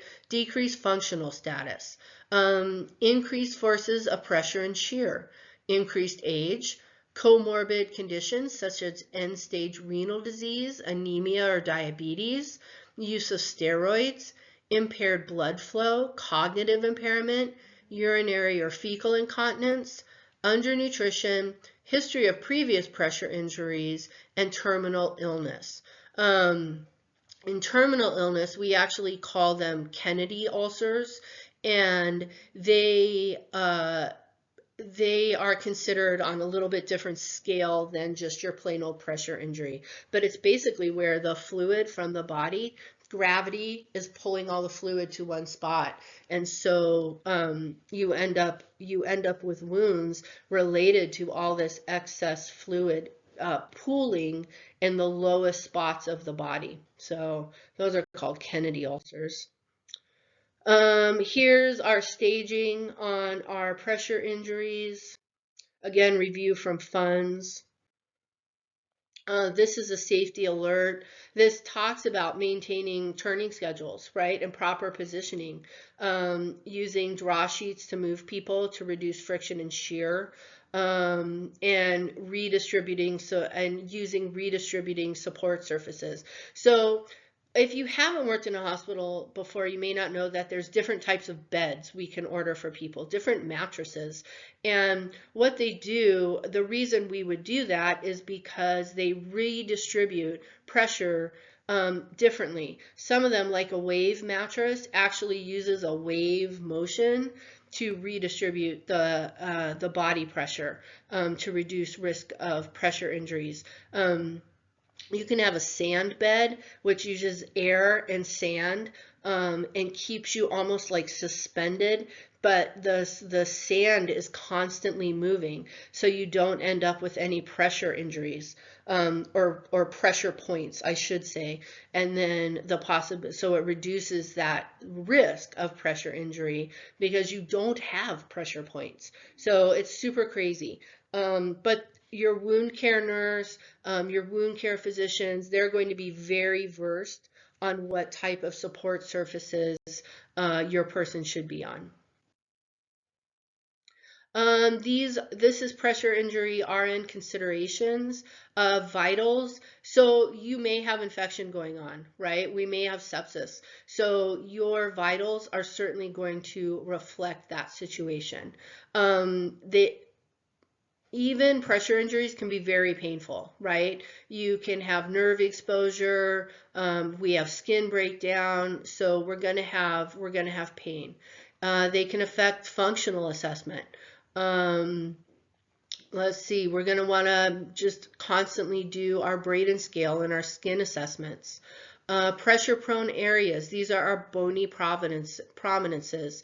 You know, you can pre-pad bony prominences, right? Especially if you get an 99-year-old Mima who weighs approximately 57 pounds, you know, it's okay to put some foam on her elbows and, you know, try to keep these things from occurring. We use our Braden scale as risk assessment. And then, of course, we do wound assessment, nutrition, past medical history. We're going to look at labs. Let's see. Trying to see if there's anything we haven't already talked about.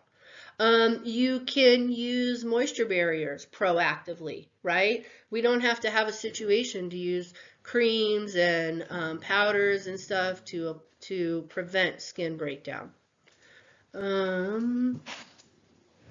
Documentation, as nurses, it is definitely our responsibility to be documenting those wounds. We not only document the wounds, but we document that we have repositioned our person as scheduled and appropriately. We document anything that we use proactively. So if that's creams, powders, anything like that, padding. All those things you can do without an order a lot of times. So we would document all of that. Physical therapy, occupational therapy, they may be able to come in and help with positioning people. They can also get people up and moving to help reduce risk of skin breakdown. We're going to want to provide psychosocial support to the patient and the family. Some of these wounds can be very nasty. And if you are not used to seeing wounds as a family member, I can't even imagine, to be honest with you, because some of these wounds look so horrible. So psychosocial support, teaching related to all of that. Obviously, this person needs to go home with all of the directions that we have been following in the hospital. We want to talk about adequate nutrition, adequate fluid, and then watch for clinical manifestations of infection. Skin cancer. We talked about cancer in Module 1. Most common form of cancer in the U.S. is skin cancer. They are categorized into two groups. We have melanoma and non-melanoma. So non-melanoma skin cancers include basal cell and squamous cell carcinomas. Modifiable risk factors are related to UV exposure, right?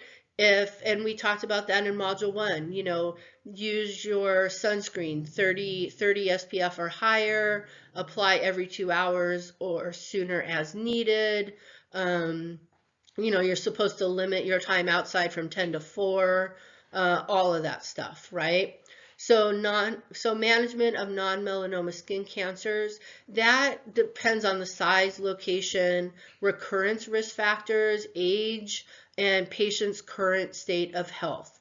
They may use an excision, so remove it all together. They're gonna, with a 4mm border. So not only do you have your cancer, but then they go to 4mm outside of that cancer to try to get rid of any cancer cells that may be just kind of hanging out in the area. Mohs surgery is considered the gold standard for non-melanoma skin cancer. This is where they go in and they take scrapings, basically layers of the tissue, and they go and they biopsy it, they look at it right there while you're having the procedure done. And they will keep removing layers until they get to layers that no longer have cancer cells. So the nice thing about the Mohs is as a procedure, they are proactively getting down as far as they can to make sure that all of those cells are out and no longer present, and therefore hopefully that skin cancer will not return. Photodynamic therapy may be used. Cryotherapy, this is where they literally like freeze it off, right? So you have cell death, but you also have tissue destruction with that. So that's a consideration. Radiotherapy. Radiotherapy may be used for patients who are poor surgical candidates. Um, so that is used. Radiation is delivered in fractionated doses from an fractionated doses. There we go, from an X-ray machine. Also topical chemo. Um, and then with malignant melanoma, so that is going to be excision with a 5 mm margin. And then they are going to stage the tumor and they're going to biopsy the lymph node, the closest lymph node, just to make sure that it has not spread. So this is American Cancer Society recommendations. This is the slip, slap, slop, and wrap for being out in the sun. So take a look at this. Squamous cell carcinoma, mostly attributed to cumulative exposure to UVB rays over an extended period of time. This arises from epidermal squamous cells, so keratinocytes, I don't know. These can cause significant damage to adjacent tissue and can metastasize within a few months. So you're going to see crusted papules and plaques that become indurated and ulcerated. Larger lesions can become painful and bleed. Also, squamous cell carcinomas can arise from chronically open wounds. So these burn scars or leg ulcers related to chronic inflammation. So body distribution, sun-exposed skin, especially the top of the head, neck, and lips. Are we typically checking the top of our heads? I don't know. I don't necessarily think to do that, right? Clinical course. So this can invade fatty tissue beneath the dermis and spread via the lymph nodes to other parts of the body. This is not common, but it is possible. Recurrence rate in 3 years is 18%. Basal cell carcinoma, this arises from the basement membrane of the epidermis. Although these are rarely metastatic, they can significantly damage adjacent tissue, secondary to large excisions and damage vital structures. Clinical features, they tend to be pearly translucent, there we go, flesh-colored papules. Superficial broken blood vessels are usually visible and may have rolled edges or ulcerations. Body distribution, again, sun-exposed areas, especially head, neck, and trunk. Clinical course, usually not metastatic, but can become locally invasive. Recurrence rate after excision is 44% in 3 years. Malignant melanoma, so this is the most serious of all the skin cancers. Originates from the melanocytes found in the basement membrane of the epidermis. Several different stages related to malignant melanomas, depending on the thickness and the depth of the tissue. So we use the ABCDE rule related to this. So A is asymmetric appearance, B irregular borders, C variation of color, D diameter greater than 6 millimeters, E, elevation or evolving, enlarging or a changing existing lesion.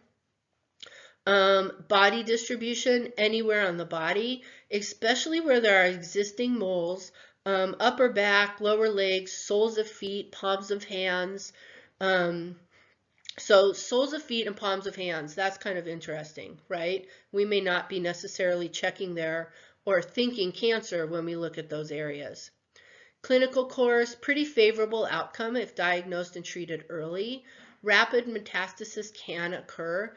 5-year survival rate of 91% and a 10-year survival rate of 89%. So that's pretty good, right?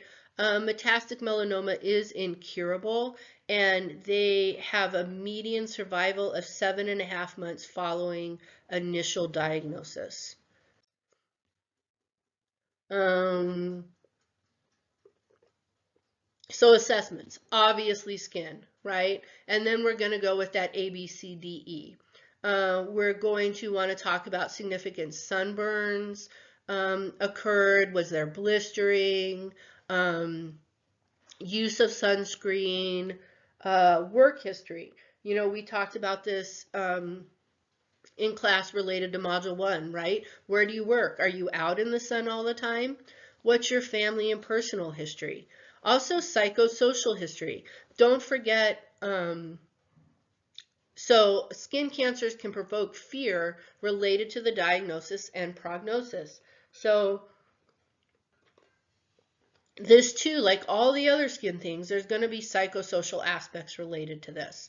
We're going to help people with pain management, education related to treatment and therapies, emotional support, social work or psychologist perhaps, community stuff, teaching, limit sun exposure, right? That's going to be number one.